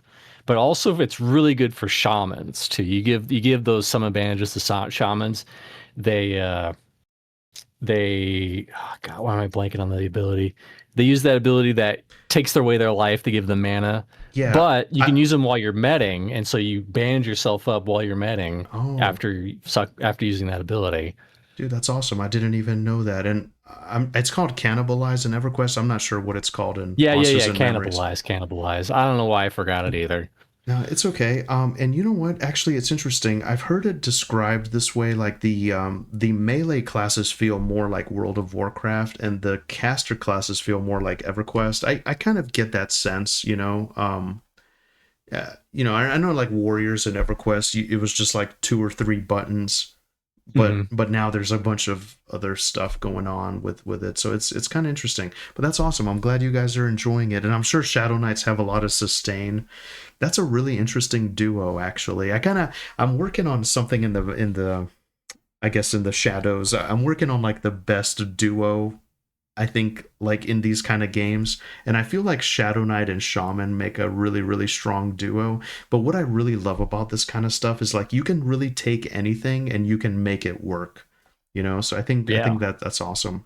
Elementalist is a class that I'm gonna play, I think, for fun, like on the side as an alt, I suppose. But yeah, like so actually, on that note, what is your plan? And I apologize, I forgot to ask you this with Pantheon 2, so you can kind of answer for both if you want to.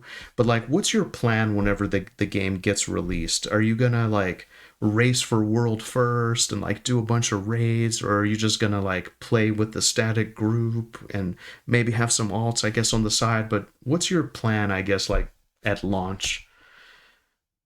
At launch, we're probably not gonna race the first, because I feel like a lot of people, they just they just want to rush the end game. And I feel like you're kind of robbing yourself of, like the journey a little bit if you're just trying to hit level cap off the bat. And that's been our approach in Pantheon ever since EA, because a lot of people, they wanted to reach level cap because, even though there wasn't any content, they wanted to reach level cap quickly. And they were like, oh, we're level 40, even though we had to grind greens to hit level, 40 and level 50. And we've always had a methodical approach to it. As to how far we'll get with our static, that's really up to the static at the end of the day. And I'm also a part of that. Sometimes, they want to play on days where I'm already streaming or already doing other stuff.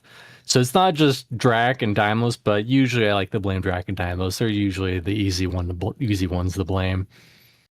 But yeah, it'll probably be very what happens with the EA for Monsters and Memories. It'll be very similar to what's happening now, where I'll have a bard that's for the static group, and then I'll have the Elementalist, which is just going to be for whatever they're not around, and it'll probably progress them in levels unless things change.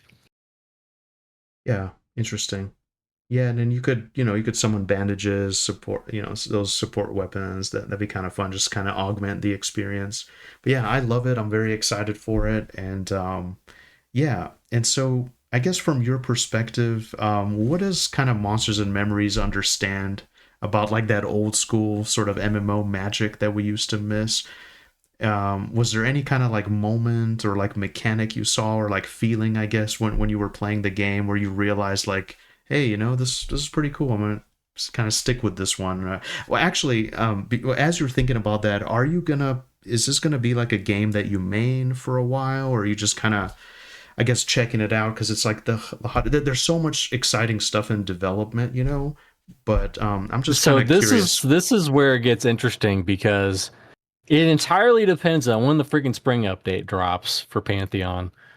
Because in my perfect world, I would love to be able to play Monsters and Memories for at least a couple months to hit cap. And maybe we'll do raids and maybe we won't do raids. I don't know. But it all just depends on when the spring update drops. And I don't know which one we'll choose first, but it'll just make it really hard. But I don't know why they always want to go head to head with each other. I don't know. I don't know when spring update's coming.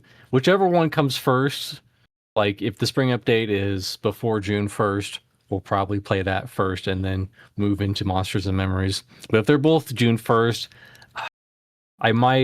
we might lean more towards Monsters and Memories because it's EA and it's a bigger thing than an update. Mm-hmm. Okay, perfect. And so, is there anything you noticed, I guess, about Monsters and Memories that it kind of understands about like that old school magic that we miss? Yeah, it kind of does. Like the whole camp system is amazing. I wish more games would just steal that, where you're at a camp and you literally place a campfire for experience, but also it's like, hey, we're here, we're camping this, we have a campfire, we're here camping this right now. I love that.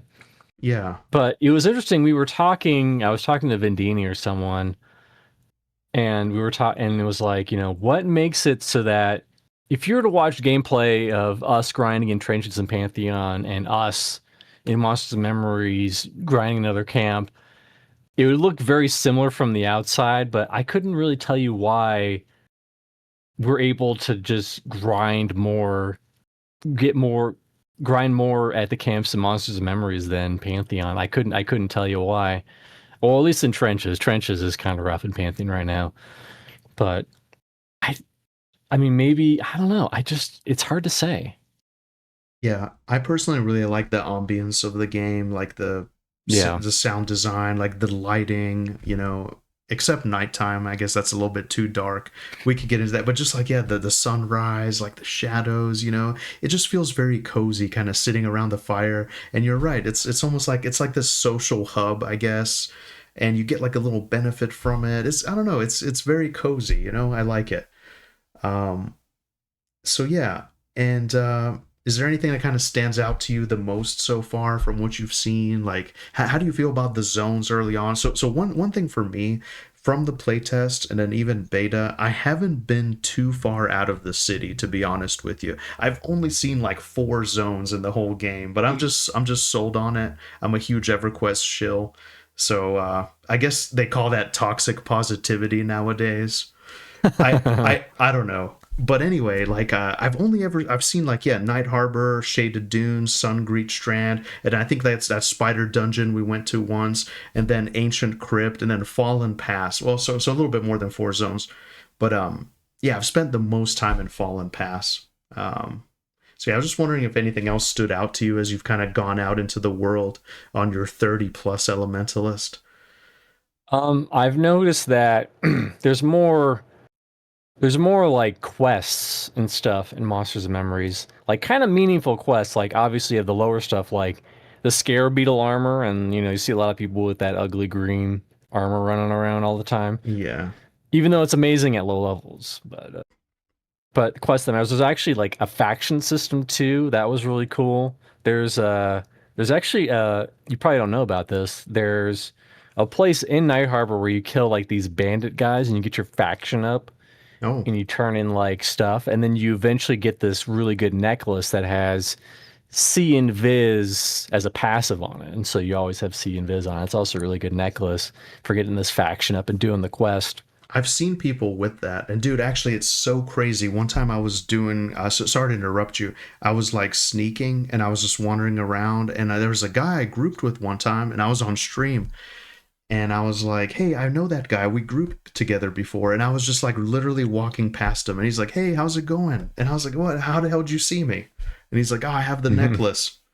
So anyway, But yeah, we haven't seen a lot, but we actually for the first time grouped in it's like Keeper's Blight, mm-hmm. which sounds like a dungeon, but it's not a dungeon. That's like an overworld place. But it was green.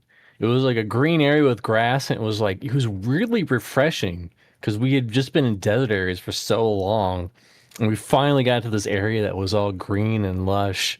Yeah. And it was just so refreshing after being in the desert for so long. Really interesting experience. Yeah, it's beautiful. Yeah, I think I've passed through there. And I did start an alt on the other side, and yeah, you're right. It's a Yeah. totally different vibe. There's grass, there's water, there's like birds chirping. It's great. I'm actually not too crazy about desert environments myself, but like, I don't know, it just works so well. So yeah, that's very interesting. And then so how important is kind of like the world and kind of I know they haven't done too much with the lore yet, like it's kind of there, but I'm a huge lore fan, so how important do you think that is for a game like Monsters and Memories? The world is still important, especially in Monsters and Memories because you just need more places to go. You need more alternatives. And if you have everyone funneling into this one location or like maybe 2 locations, then you're just going to run into issues where people want to group up, but there's no camp, so they're just not gonna camp and maybe level up trade skills, or maybe they're just gonna log out. Yeah. Yeah, it's interesting how and I was thinking about this though too, because like you mentioned EverQuest Live is not the same like EverQuest like P99 or whatever, but like it's interesting. We have like 20 plus years of MMO development, and we have stuff that we've learned along the way. And it's kind of interesting going to games like this with that kind of knowledge. And then Sean obviously worked on the team. A lot of the team has like kind of deep backgrounds with EverQuest. It is kind of interesting. I don't know if this is a question. This is more of an observation. Like we know Charm was like kind of broken at times. We know like class balance stuff along the way. It's really interesting how all that kind of gets balanced together. But I do like the idea that the world itself is like the main thing, and you're just kind of like a character in it. But yeah, so I think that's definitely important. World building, and like you mentioned, the quests. Like there's more to me. Like the world kind of feels more lived in. Like the guilds are kind of there's people there that are doing stuff, like NPCs are kind of buffing each other. I mean, Pantheon has all that, of course, too. This is in by no way like a Pantheon versus Monsters and Memories thing. It's just an observation. But like to me, Right. yeah, like you said, if you liked EverQuest, you're gonna love Monsters and Memories, and I guess that's kind of where I'm at with it. Yeah, so I'm definitely interested to see more. Do you have any concerns about Monsters and Memories at all? Like from what you've seen so far, any kind of talks on the forums that you might have seen? I want to get your perspective on, like, some people think the darkness should be upgraded. They need to figure out something with lighting better. Some people think there should be floating combat text. There should be like not as much of a penalty, I guess, for death and stuff. I don't know, just chat bubbles, map. Where are you at with a lot of that stuff? I'm just very curious. So first things first, I think they should have the ability to see just the icons of buffs and debuffs on players and mobs that aren't you. Because I think it's just too obfuscated right now, where you have to put on sense magic, and then you have to con them, and there's like this big thing of text, and you have to read through it to see, like, okay, what buff does he have? Okay, yeah, and I know your buffs are in green, but still, like, as an elementalist, if I'm with a druid and they have a thorns, and I have to con the tank, go through all this text to be like, okay, does he have thorns on? Should I give him thorns? I don't know. I think that stuff it's archaic for the sake of being archaic. Why should we go back to how it was in EQ?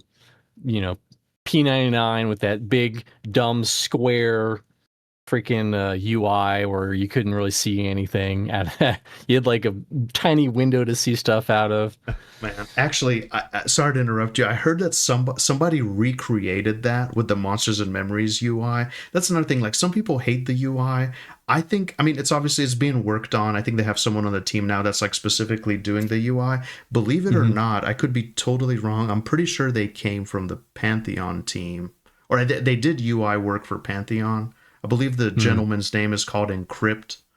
I don't know if you know. Yeah, I'm not the best person with like who's been on which team, like which Pantheon team has had who, aside from like Teahome. Okay, sorry. But anyway, they're working on the UI, but I feel like the UI is like surprisingly customizable. But someone as a meme did like the 1999 UI with Monsters and Memories. It was kind of funny. Anyway, sorry. Please continue. But yeah, and it's just really annoying in the long run for stuff like that. I think it's not a big deal, it's not making the game easier. It's just taking the tedium out of it. And speaking of tedium, and we're probably both going to go off on this thing, the freaking mud system. The mud system is dumb. I don't like it. Because every instance of the mud system could literally just be a right click. Like, instead of going out, like if you're a fighter, going all the way out to that pillar and like holding the paper or whatever and typing, rub inscription and doing all of this stuff, it could just literally just be a right click. That would solve all that issue. And a lot of MMO players, they don't want to go into a game and play freaking Zork. And that's basically my criticisms of Monster Memories, is just like the archaicness or the annoyances for the sake of annoyances at the end of the day. So I gotta tell you this, I'm with you, but here's the thing. For me, I feel like so muds were before my time. I'll be honest. Me too. I feel like I'm an old dude because compared to some, but I'm not that old of a dude to where, like, I'm 38. But anyway, like. So, mud stuff was before my time. In Monsters and Memories, it was infuriating for some of the class quests. And I'll be honest, I'm not this like amazing guy that can like figure it all out without a wiki, without any kind of guidance, without any kind of map. So I actually watched your video on the rogue quest, and then I watched like a 3-year-old Sean VOD about like them designing the actual rogue quest because I couldn't figure out how the hell to do the stupid grapple hook thing and figure that out. So could some of those starter quests be like a little bit more accessible, at least for like someone that's like below level 5 or whatever, trying to figure out? Maybe yes, I don't know. And by the way, this is just my personal opinion. I don't want to come into the kitchen and change the recipe. I'm kind of just like a cheerleader for the game. If this is how they do it, this is how they do it.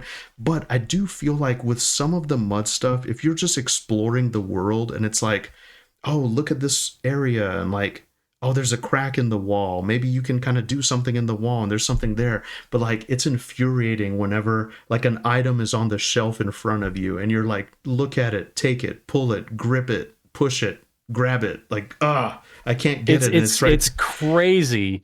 It's crazy how similar it is to playing those old text adventure games in the worst way. Because you're sitting there. Because I remember when I was doing that Rogue Quest guide, I was sitting there like, use grapple hook. No.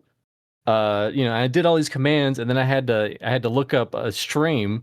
I was like, when I get really down bad, I go to the Discord and I use the search feature for those keywords, and then someone just straight up linked that stream where he like designed the quest.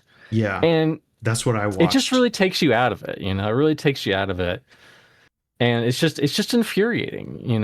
I mean, I'm glad if people like the mud system. I'm glad for them, but I don't know how they would fix it. Like maybe they would just be like, have modifiers like, hey, this is a mud system quest. This will involve mud system like elements to it.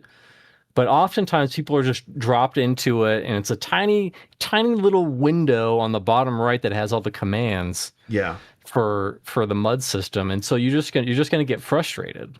Yeah. I'm with you. So like I think, like I told you, it's grown on me for like general exploration, but like really specific quest stuff. Yeah, it's gotten me before too. And I think like modern EverQuest has this. Adrenaline Online Adventures has it. Like something will pop up and they'll have like a paragraph of whatever, and if you want to talk or whatever, there's like a blue, like some of the text is highlighted in blue, maybe something like that. I think for general exploration though, it's cool, but like it just trying to figure it out from scratch, it can be very tricky. It's immersive for sure, but yeah. And do you know what? For the life of me, I haven't done it. I mean, as of the recording of this, so I'm kind of blind when it comes to stuff. I can't read like very small text. I have to make it a little bit bigger. So I'm like scaling up the UI so I can see stuff a little bit when I play. The mud command section, I can't make that bigger for whatever reason. I don't know. Maybe I'm just missing something, but just a tiny gripe there. So do you have any other concerns about Monsters and Memories? Pretty much just that. This isn't really a concern. This is more of just how this will turn out. It'll be interesting to see how the game pans out when it's online all the time, because right now it's a lot of people, they only have access for a very short window, and I feel like even the worst food in the world, if you're just like, hey, you only get this for 30 minutes and then it's going to be gone for a year, people are like, oh my god, I gotta get it, I gotta eat it. And it was so flavorful. You know what, that's a really good point, Mr. C. And I actually joke about that too, is like, maybe it's because the access is limited right now that we love it so much. What if it's just always here? Then what? It's an interesting question. Okay, yeah. What do you think the game needs to do to become a forever game for people, instead of just checking it out for a month or two and moving on to the next thing? I think it's already going to be a forever game for people. At the end of the day, they're just it's similar to Pantheon. They're just going to have to finish more of the content, release more of the races, finish out the class kits. Mm-hmm. That's going to help it be more of a forever game for some people. And there'll probably come a time where, people like Aldrin Online and Pantheon and Monsters and Memories, they're all going to be at 1.0, but they'll choose, they'll be like, hey, I'm going to put my subscription on this game and this game only, and not these other 2 games. And I think it'll vary from person to person. Yeah. Do you have any opinion on the class kits? Like, I've heard they're going to do a whole new redesign. They're going to maybe take away some abilities. They're going to add more abilities. I feel like that's coming relatively soon. Do you have any thoughts about that? For Monsters and Memories? Yeah.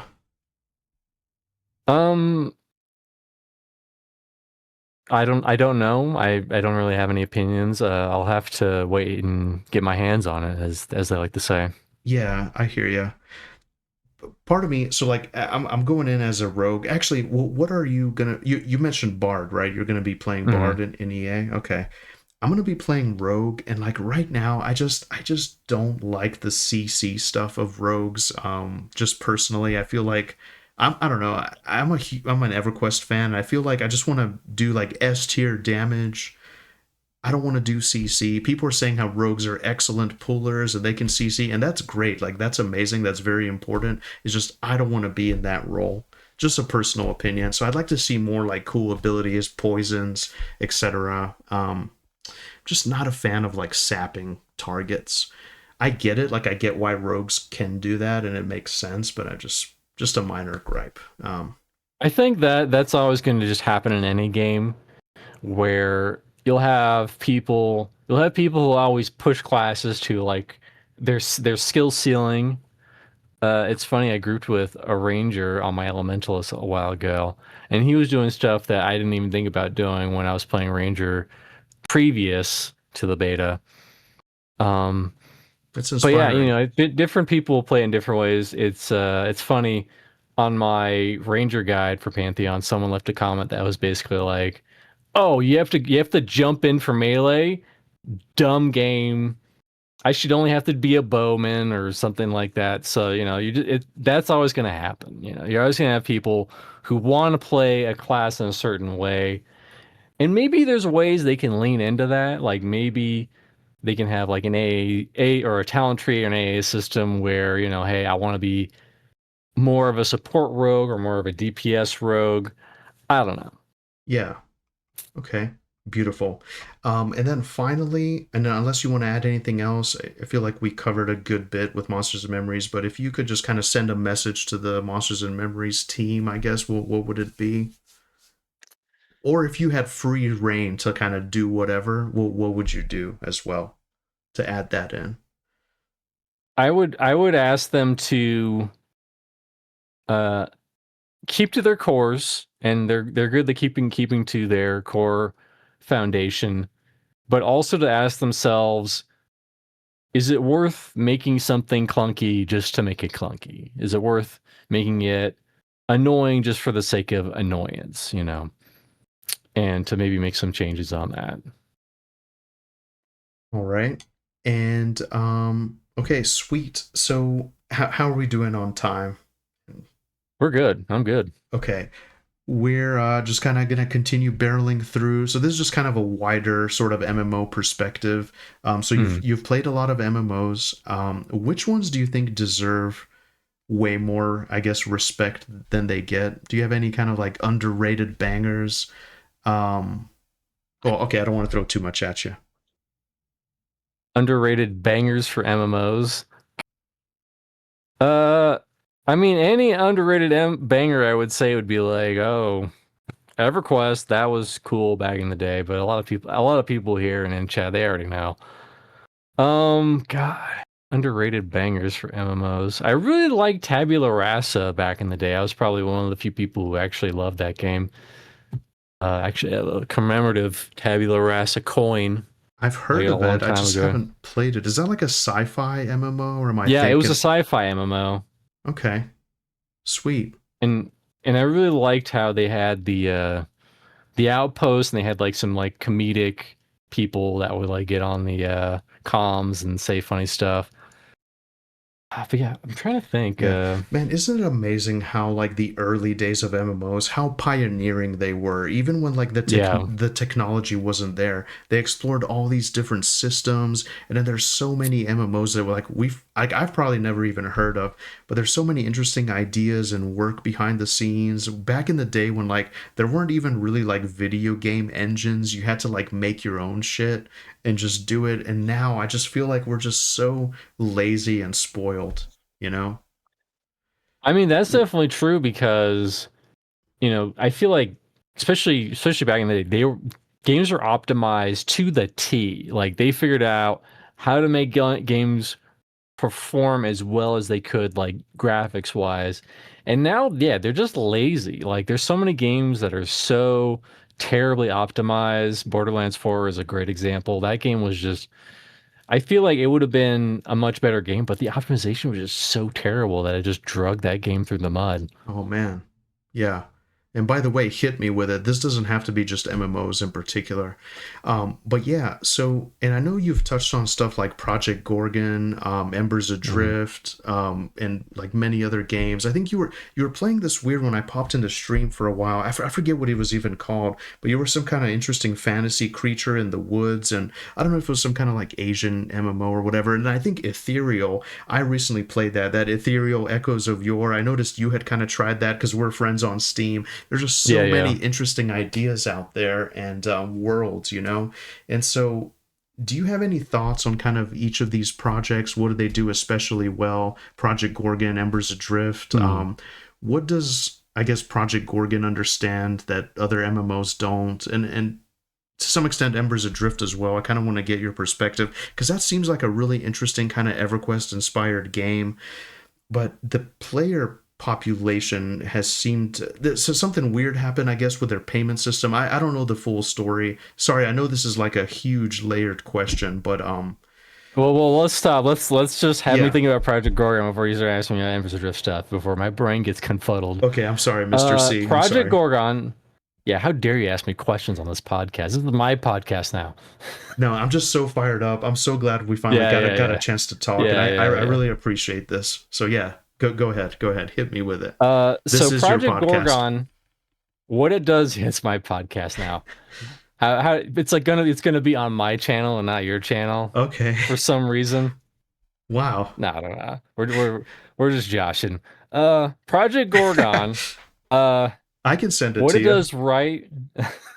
Put it on your channel, dum dum. I already Okay. have enough stuff going on. All right, Sorry. Project Gorgon. It's going to be okay. What it does right is there's just so much stuff to do as a solo player. You have so much, like it's kind of like old school RuneScape because I'm familiar how old school RuneScape's skill system kind of works. Dude, do you know what's I am not. I've never played it. Okay, I've okay. seen you play it. So how it works is old school RuneScape, you have 12, 15, 20 different skills, and they vary from like, oh, combat to archery to magic to carpentry to fire making to alchemy. You have all these different skills, but you can level them all up, and they all take a long time to level up. Mm-hmm. But there's different goals in the game, and you try to like do these quests and blah blah blah. But I think Project Gorgon does that right because you have so many skills that you can level up and has this cool dual skill um, system. So, like for example, my character, he is a bard druid, and there's some synergies between the different skills. And then you can literally choose any two combat skills to pair with each other. I think another popular one is like staff shield maybe, and animal handler, bard maybe. I forget all the good combinations. But you have all these skills that you can level up, and you have the gear. The gear is really cool too because the gear, it's kind of like, I guess, kind of like Diablo, where it modifies your abilities. Like, oh hey, this your attack will do the same damage, but it'll also on top of that add a little dot to it. Or maybe if you get a really rare one, it'll also be an AoE attack, So you have all this cool gear that you can add to it. That's what that does really well, I believe. And it has a really good community too. Where I feel like Project Gorgon falls off is that just the leveling. I feel like the majority of players they hit maybe before 40, but definitely around 50. Like it's hard to know where to go and it's hard to find places to level up, and people don't really group up aside from doing the dailies. And most people do the level 50 dailies. So if you want to do the higher dailies that are like 60 to 70, not many people are doing them. And you know, you have that core that's doing the higher content constantly. But I feel like that's where it's dropping off. But it's still a fun game. I had someone say this in my chat, and I think they're right. They said, you know, when you play Project Gorgon, you'll go really hard on it for a month or two, and then you'll just drop off for another year. And but that's fine, because unlike WoW and all these other games, you know, just because the new expansion came out doesn't mean all your progress is going to be, you know, just erased and gone. It's the same thing in old school RuneScape too, where wherever you left off, that's where you start off at. Mm-hmm. You know, my character in old school RuneScape, he's still like 70 combat and 70 archery.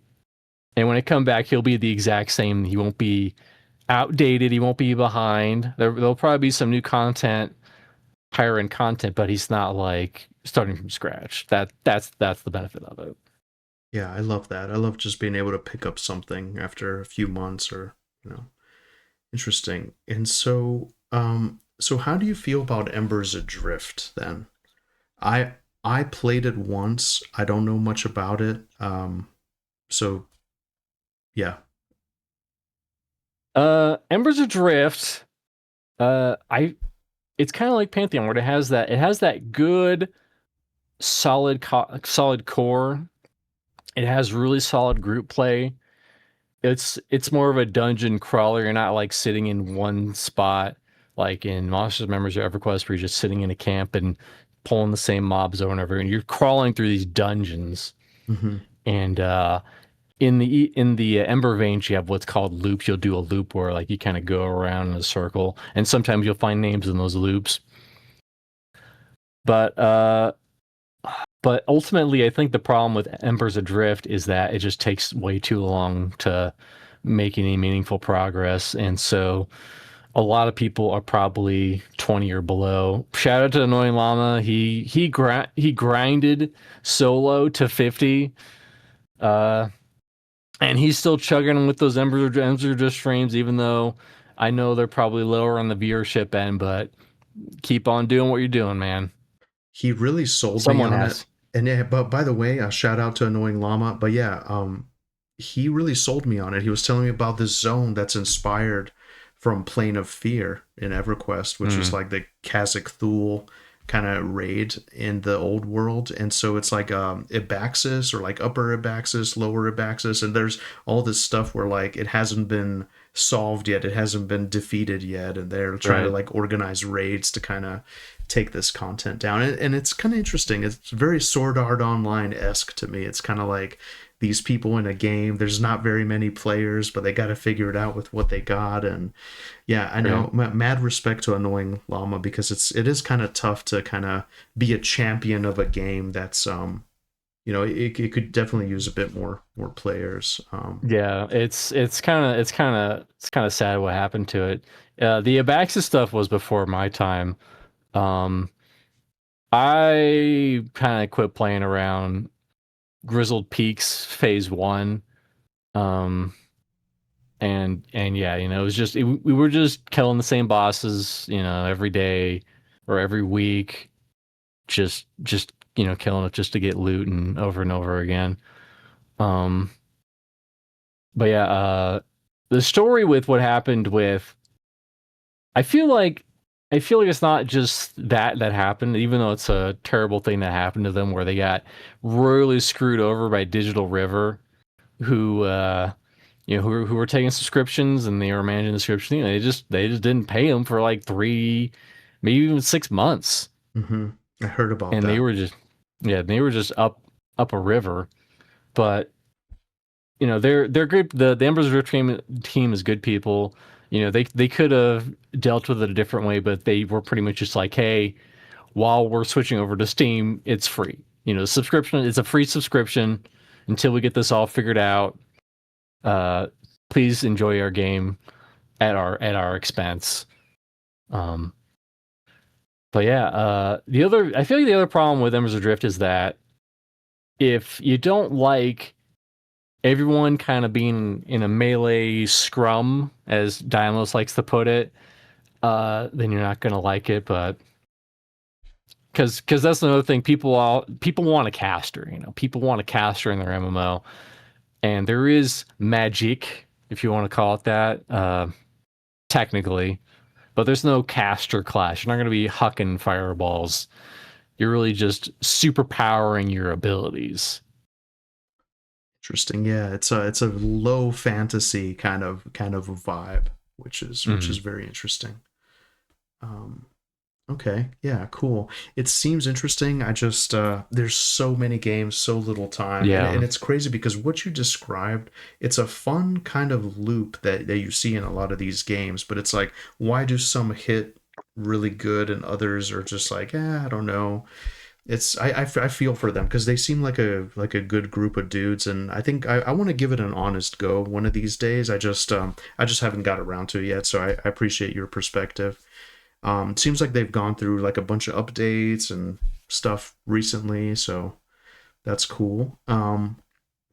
Now for EverQuest 2, I feel like it's kind of interesting because I think a lot of people kind of wrote it off too quickly, and I think it came out at just like a really bad time. I think like a couple weeks after it was released, World of Warcraft came out, and it kind of split the player base. And but is there anything about EQ2 that you think people kind of underappreciate? I personally have never played it, so I don't know much about it. There's a bunch of really cool. Well, we were talking about like old classic EQ2, and even the Origin server is not like a classic EQ2. It's just not the same, even though they're like super far on expansions at this point. They had this cool feature where, you have trinket or you have shinies. You have this cool feature called shinies, where in the world there's just these little like shiny little things that you can pick up and you collect things, and you'll have like a collection of butterflies. And when you get the collection of butterflies, you turn into this guy and he'll give you experience and like, oh, maybe like a butterfly bracelet or something that has these stats on it. And then like higher on, like, oh, hey, you get all these rare shards and you turn them in, you get this like really big slot bag. And, or, it's just, they did a lot of cool stuff like that. They also did the mini ding, where you have, how in EQ you have the yellow experience bar chunks, you know what I'm talking about? Yeah. Well, every 10%, which is like half of one of those, you'd get a mini ding. And the mini ding would completely refill your health and mana on the spot. Yeah. And so that was really cool, really clutch moments that came from that. Oh, I'm dying. It's like, oh wait, no, I'm mini dinged. Hell yeah. I'm back at full. We're back in the business, baby. That's very interesting. But they also did this really cool stuff. They had voice acting originally, which they didn't later on because voice acting is expensive. But they had this betrayal system where you could be like an XR Shadow Knight that starts out in Freeport. But you could betray, and the betrayal is this whole process. Actually, there's a video if you want to, like, it's a tutorial, but if you want to see the processes for doing it, where you betray and then you'll switch over and you'll actually be an XR in Kinos that's hated by Freeport. And since he's a Shadow Knight, his class switches to Paladin. Since that's the good variation of it. So he'll be a Paladin XR that's in Kinos. Wow. So you had cool stuff like that in the game. Interesting. That sounds really cool. I've never heard of anything quite like that. Actually, is that an EverQuest 2 map behind you there? It is. Actually, I just put it up today. Oh, wow. It looks cool. Yeah. I can catch a glimpse of the logo there. That's awesome. Yeah. But yeah, that's the Freeport towns. They also had these like little sub hubs for the different races. Like the Dark Elves had like Long Shadow Alley and stuff like that. But yeah, Nice. Very, very cool. Yeah, it seems interesting. Like the lore of it is kind of cool, and just some of the ideas that it explored. Even though I personally never played it, and I feel like Vendini has told me this too. Is I think like some of the systems. I'm sorry, I'm just paraphrasing here. I could totally be butchering it, but it's like Pantheon has a lot of like stuff that's kind of from a bunch of other games, and it has like a little bit more right. quality of life. It's kind of an evolution. I think it took some ideas from EverQuest too. I could be wrong, but just what I heard. Most people say it takes most of its ideas from Vanguard and EverQuest. That's what a lot of people say. I don't know per se. I couldn't really tell you exactly what they took from EverQuest. I know Joppa was at one point talking about shinies. Joppa always says that EverQuest is like his guiding North Star or whatever, but Yeah. I don't know. I don't know. Joppa says a lot of things, to be fair. Yeah. Shout out to Joppa. But anyways, Shout out to Joppa. what about EverQuest Legends? Is that on your radar at all? That's a relatively new thing that they just announced. I don't know how deep you are in the emulator civil war of like EverQuest, the hero's journey, Project Quorum, Project 1999. Basically, well, EverQuest Legends is like a multi-class server that they're doing, and Daybreak is doing it with Game John, which is like Secrets from Quorum, and Rogan from P99, and some other people. And they're kind of doing like a multi-class server that's kind of like officially sanctioned by Daybreak.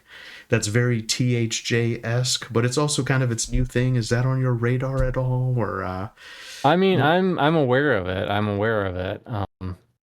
We'll see if I actually play it or not. It's kind of going back because I know a lot of the marketing is basically like, oh, this is casual friendly and a single player version of EverQuest. And if you love it, that's great. It just kind of feels like, the people who want more social MMO stuff, like, it's kind of a little bit of a spit of the face. And I also know a lot of people are mad because the second that THJ lawsuit was over, they're like, bam, here's not the hero's journey, but Legends, totally different. But I guess there's a lot of systems that weren't in the hero's journey, so it is different, but also not different. interesting. It's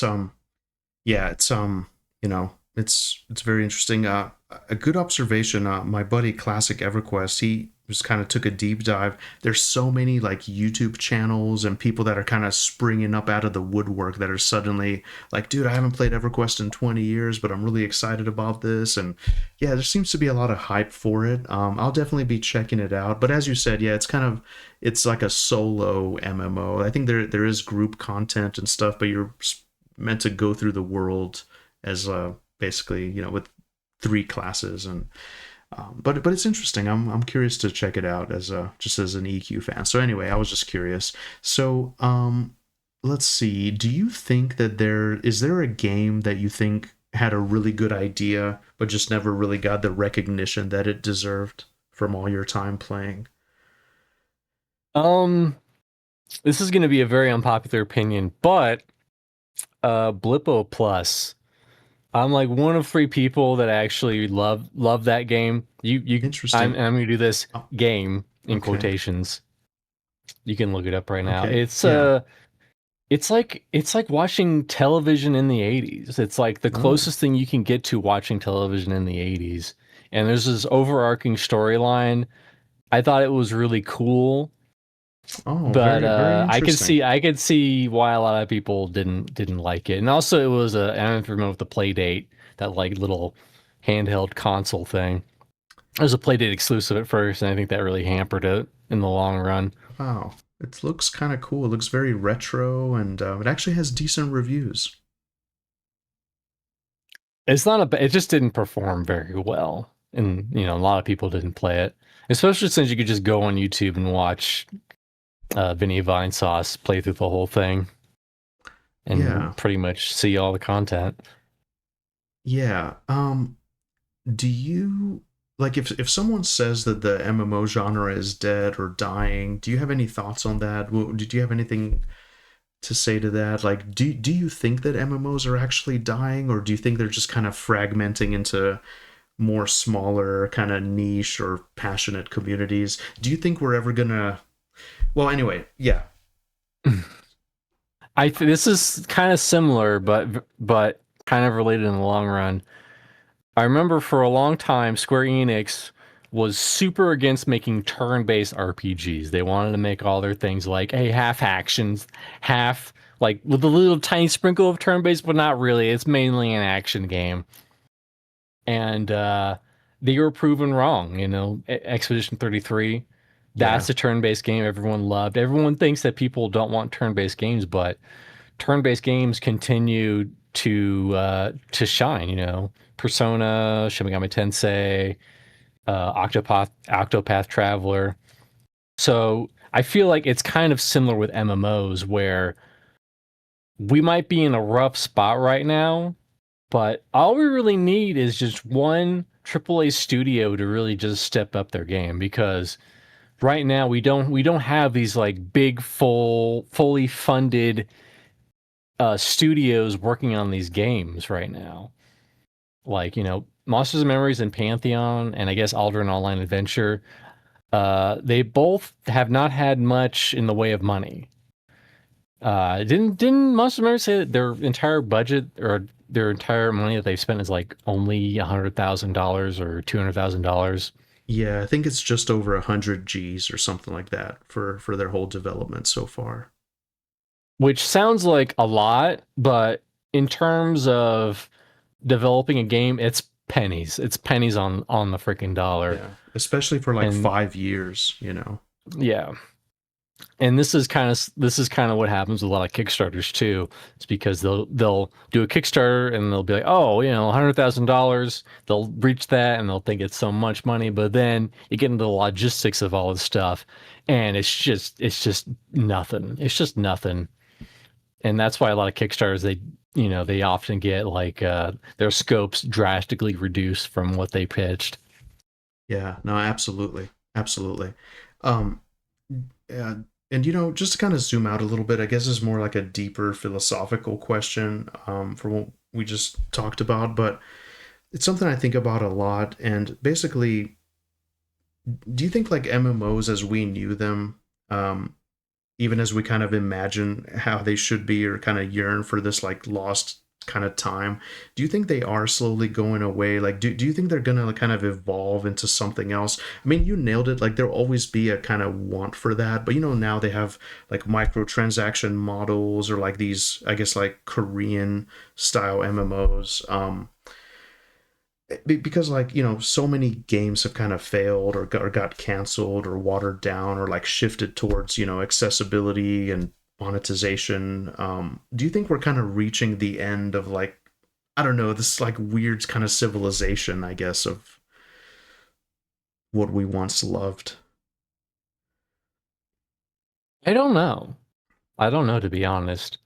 And maybe we're just like on that precipice of a chain of events happening where, like, let's say a kid plays Aldrin Online Adventure because he loves Minecraft.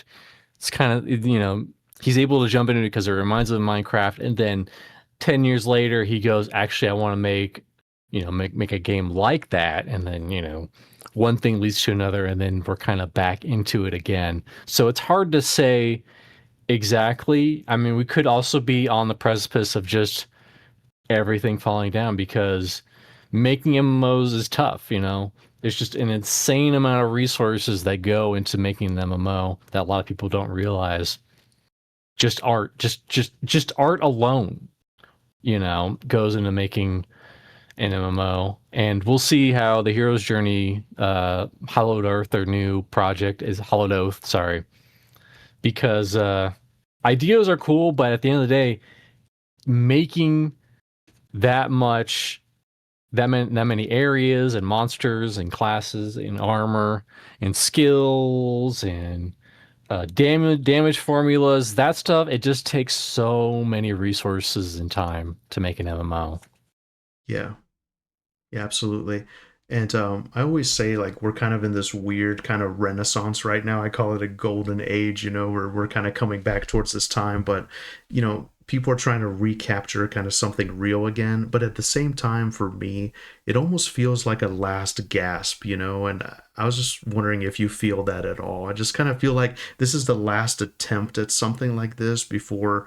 I mean, just imagine like 10, 20, 30 years from now, like where are things going to be as far as like gaming goes? And not to get like too far off the deep end here, but could it be like Sword Art Online? We put like a VR headset. Is this even like, so now we got like a couple monitors and whatever. We're just kind of have our keyboards. Maybe this will all go away in general, but do you have any thoughts there that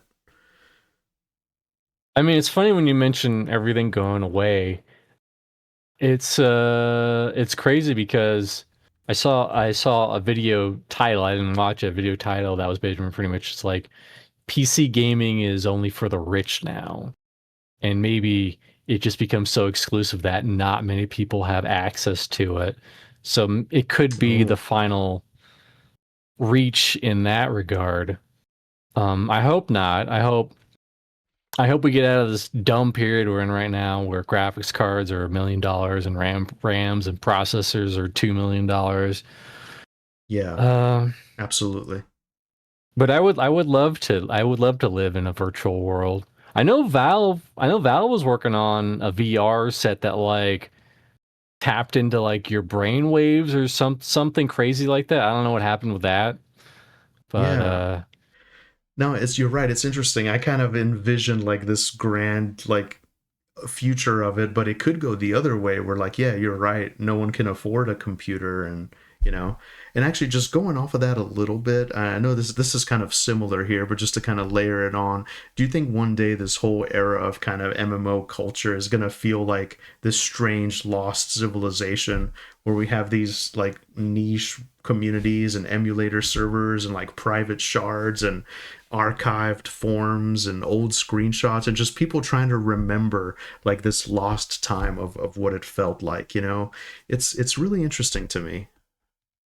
I think that's definitely going to happen because that's happening right now with just footage from the early 2000s, late 90s, where I saw a video where it was just like, hey, this is what high school was like in the early 2000s, like 2001, 2002, and it was just such a weird, like it was just such incomprehensible to for like the younger people nowadays to really comprehend that social media wasn't everything, and we had our lives at school and we had our lives in private, and those two things didn't really cross over much at all.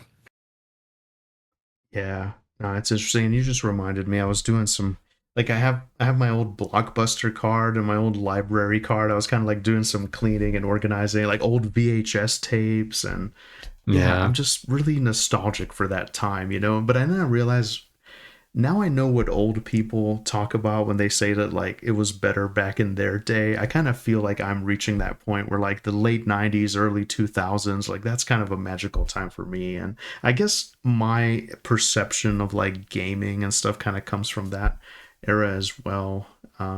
I feel like it's So not just that though. I feel like the younger generation to a lesser extent, they also kind of feel like things were just better back in our time because products were better, they lasted longer, they weren't crap, and also just like there was just so much, I feel like just so much more passion and engagement put into things, and it I think if you ask like an 18-year-old, like, hey, would you want to continue living in this time, or would you prefer to be transported back to the 90s? And they'd be like, take me back to the 90s right now.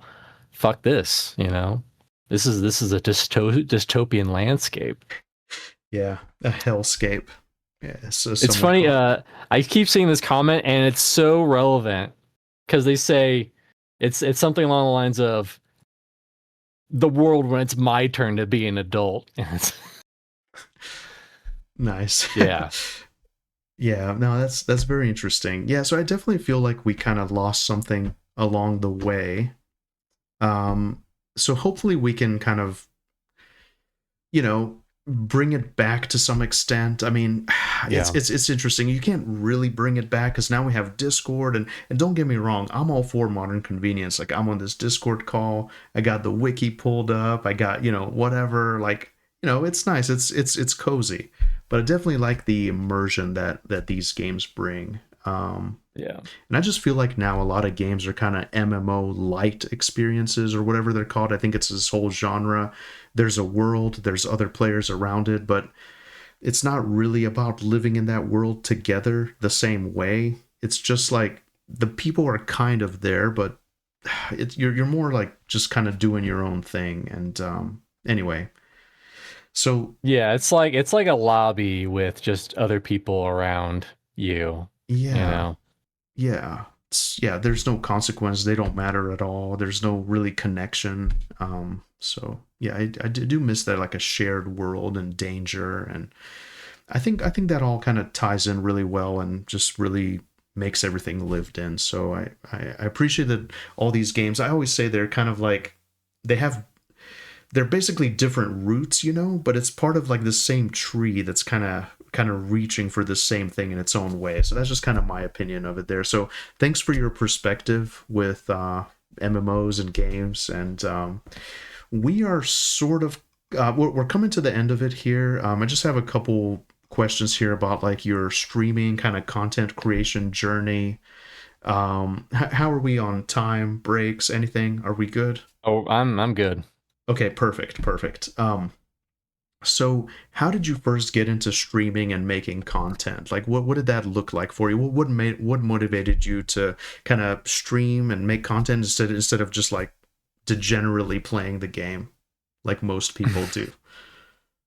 Now I degenerately play it on stream. Yeah. No, I was so there's this guy who's a follower of the Nathan Napalm. His name is Witcher. He pretty much bullied me into streaming. He would just constantly message me on Nathan's stream, and be like, "Bro, you should stream. You're so hilarious. It's gonna be so hilarious when you stream. Come on, bro, stream." And I was like, "Fine, I'll stream. All right." And then that's how I got started with streaming. I did a lot of YouTube content before that. I did that. I did that Pantheon Last Bastion video before I started streaming. But yeah, then I was just kind of hanging around Seta Group Live. I kind of liked what they were doing at the time. They mentioned that video on one of the rewinds, and I was just checking them out, and I liked what they were doing. And then one thing led to another, and then I ended up being a part of at Seta Group Live somehow. Crazy to think, but we live in a crazy time. That's awesome. Yeah, absolutely. And well, one thing I appreciate about you, you have almost like it's sometimes for me like you have this like dry kind of humor, like the way you Yeah. say things. It's really interesting. It's really unique.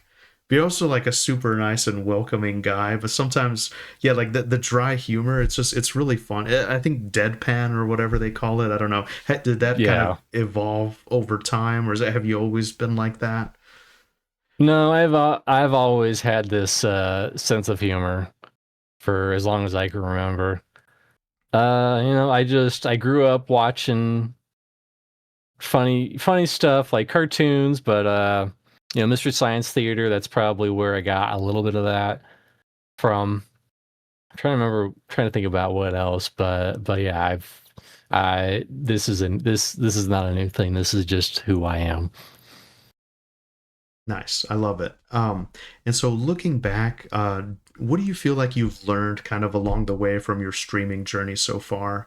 Um, have you kind of, I guess, learned anything that you didn't expect whenever you first got into it? And has making content kind of changed the way that you experience MMOs and games in general?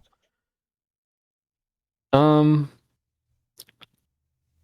I mean, it's streaming is interesting. it's definitely kind of wired my brain a little differently because sometimes I'll see a game and I'll be like, and I'll say, hey, I'm gonna play this off stream intentionally because I know my faults. Like there's this game called Promise Mascot Agency, who got the voice of Kiryu from the Yakuza games. There was so much reading in that game, and I enjoyed it playing off stream, but I knew I wouldn't because I know me. If I read something on stream, especially if I'm voicing it, I get lazy and I just skip through it. And you know how I am. So I kind of learned that, but also sometimes I'll say, "Hey, this is probably going to be really fun, or a really funny idea." So I'll make sure to save that for stream. Yeah. And so let's see, what do you think people kind of underestimate about streaming? I think like just for me personally, I realized it takes a lot of stamina. Like you have to be on all the time. You have to, Yeah. It's a lot tougher than people realize. People think you just turn on a camera and play the game, but there's a lot behind the scenes that I feel like people don't get. Do let's say someone's like an aspiring streamer or content creator. What would you tell them to kind of focus on if you could give any advice from everything you've learned? I would say first and foremost, be a part of a community.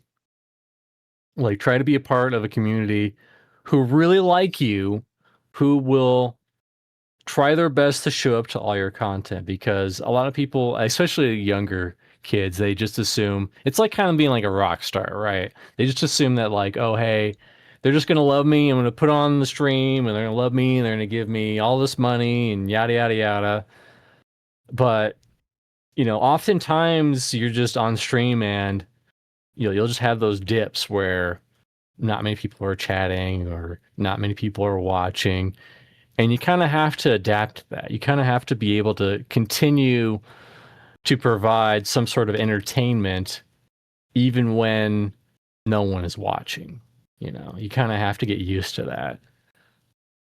Yeah, that's beautiful. Not that I'm some big streamer now or anything like that, but you have no idea. I've been doing it just on and off. I haven't been very consistent, but for about 5 years, and there's been so many nights, and I've tried everything like horror games, like anime stuff, just like single player games, whatever. And you don't know how many nights I've streamed for like zero, like literally zero viewers for hours. It can be quite daunting. Um, But so also that also on the other foot, you gotta be okay with your best friends just not showing up to all your streams because that's just the way it is. yeah. And so, what kind of like, what's your perfect kind of like sort of vibe in a stream or like a game session? Um, I feel what's like like the perfect? Yeah, I feel like I'm at my best when obviously there's people in chat and I'm reacting to them and they're saying stuff and I'm able to play jokes off and stuff. But I feel like the best games I'm able to I'm not super locked in. I'm able to bounce ideas off of the game and come up with funny bits and stuff. I'm trying to think of the last one was like that. I've probably one that people really love, and I might bring back some days when I played this game called Backyard Baseball. And I played this character, this coach character, and people loved it because I was getting so mad at these kids because they would drop the ball. They would drop the ball and they lose the ball and they lose the championship. And then I'd be like, all right. And they'd switch the scene. And in the dugout, I was like, all right, guys, we're not gonna win this game. Do you want me to buy you some trophies instead and we can pretend like you won the championship? People liked it, and I might bring it back someday. But yeah, that's when I'm at my best. That's awesome. Yeah, that's great. That sounds like a really nice vibe. Um, and so what just to kind of close out here, because this is kind of the end of my questions, sort of. So I really appreciate you kind of letting me, put you on the spot for a few hours. What do you think that like MMO players are kind of really hungry for right now, even if they don't always know how to say it? MMO players are hungry for MMOs, and that's apparent because any MMO that hits Steam, people will check it out. Doesn't matter if it's like malware or viruses or whatever, they'll try it because they are hungry for any MMO coming around the parts. Yeah. And what gives you hope about the genre right now? That people are still working on them, and that people who do not have experiences with MMOs are still enjoying them. Like Annoying Llama, to bring him up again, he didn't play EverQuest back in the day. He just played WoW, but he's still really enjoying Embers Adrift and Pantheon, and I guess Monsters and Memories too. So I think there is still hope in that regard. Yeah. What makes you happy in life? What gives you joy? Obviously my two cats, as much as they annoy me, they also give me a lot of joy in my life. Um, Probably a better answer, but I can't think of anything. We'll just go with the cats for now. That's sweet. I'm a cat dad as well, so I know how it is. And I'm of course I'm gonna plug all your stuff, but like, where can people find you? What are you excited about coming up? Are you working on anything, any projects, anything you'd like to plug? So yeah, check me out on YouTube and Twitch, youtube.com/@Mr. and also on Twitch, twitch.com, twitch.tv/Mr. Coddleshire. I stream Tuesdays, Thursdays, Mondays, either at 4:30 Pacific or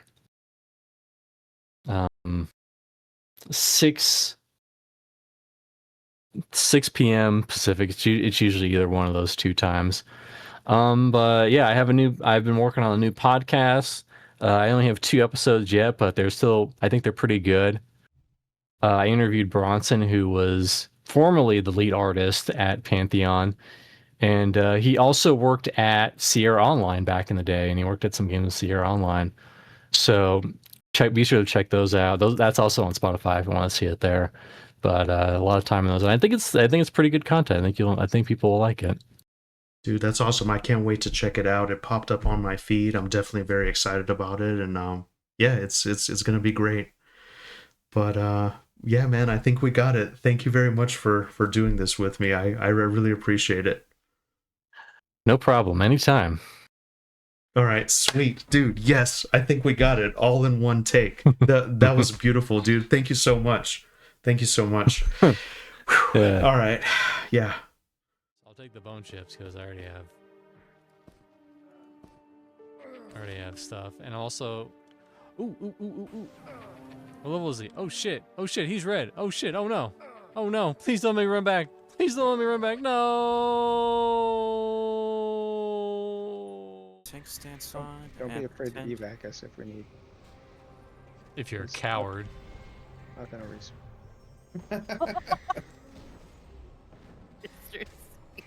Remember, this is great fodder for streaming. So, our struggle is other people's. I mean, I can res too.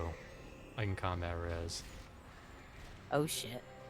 I was technically evacing, but then I died. Well. I'll evac. I'll be the one that lives. I think you're okay, excellent. You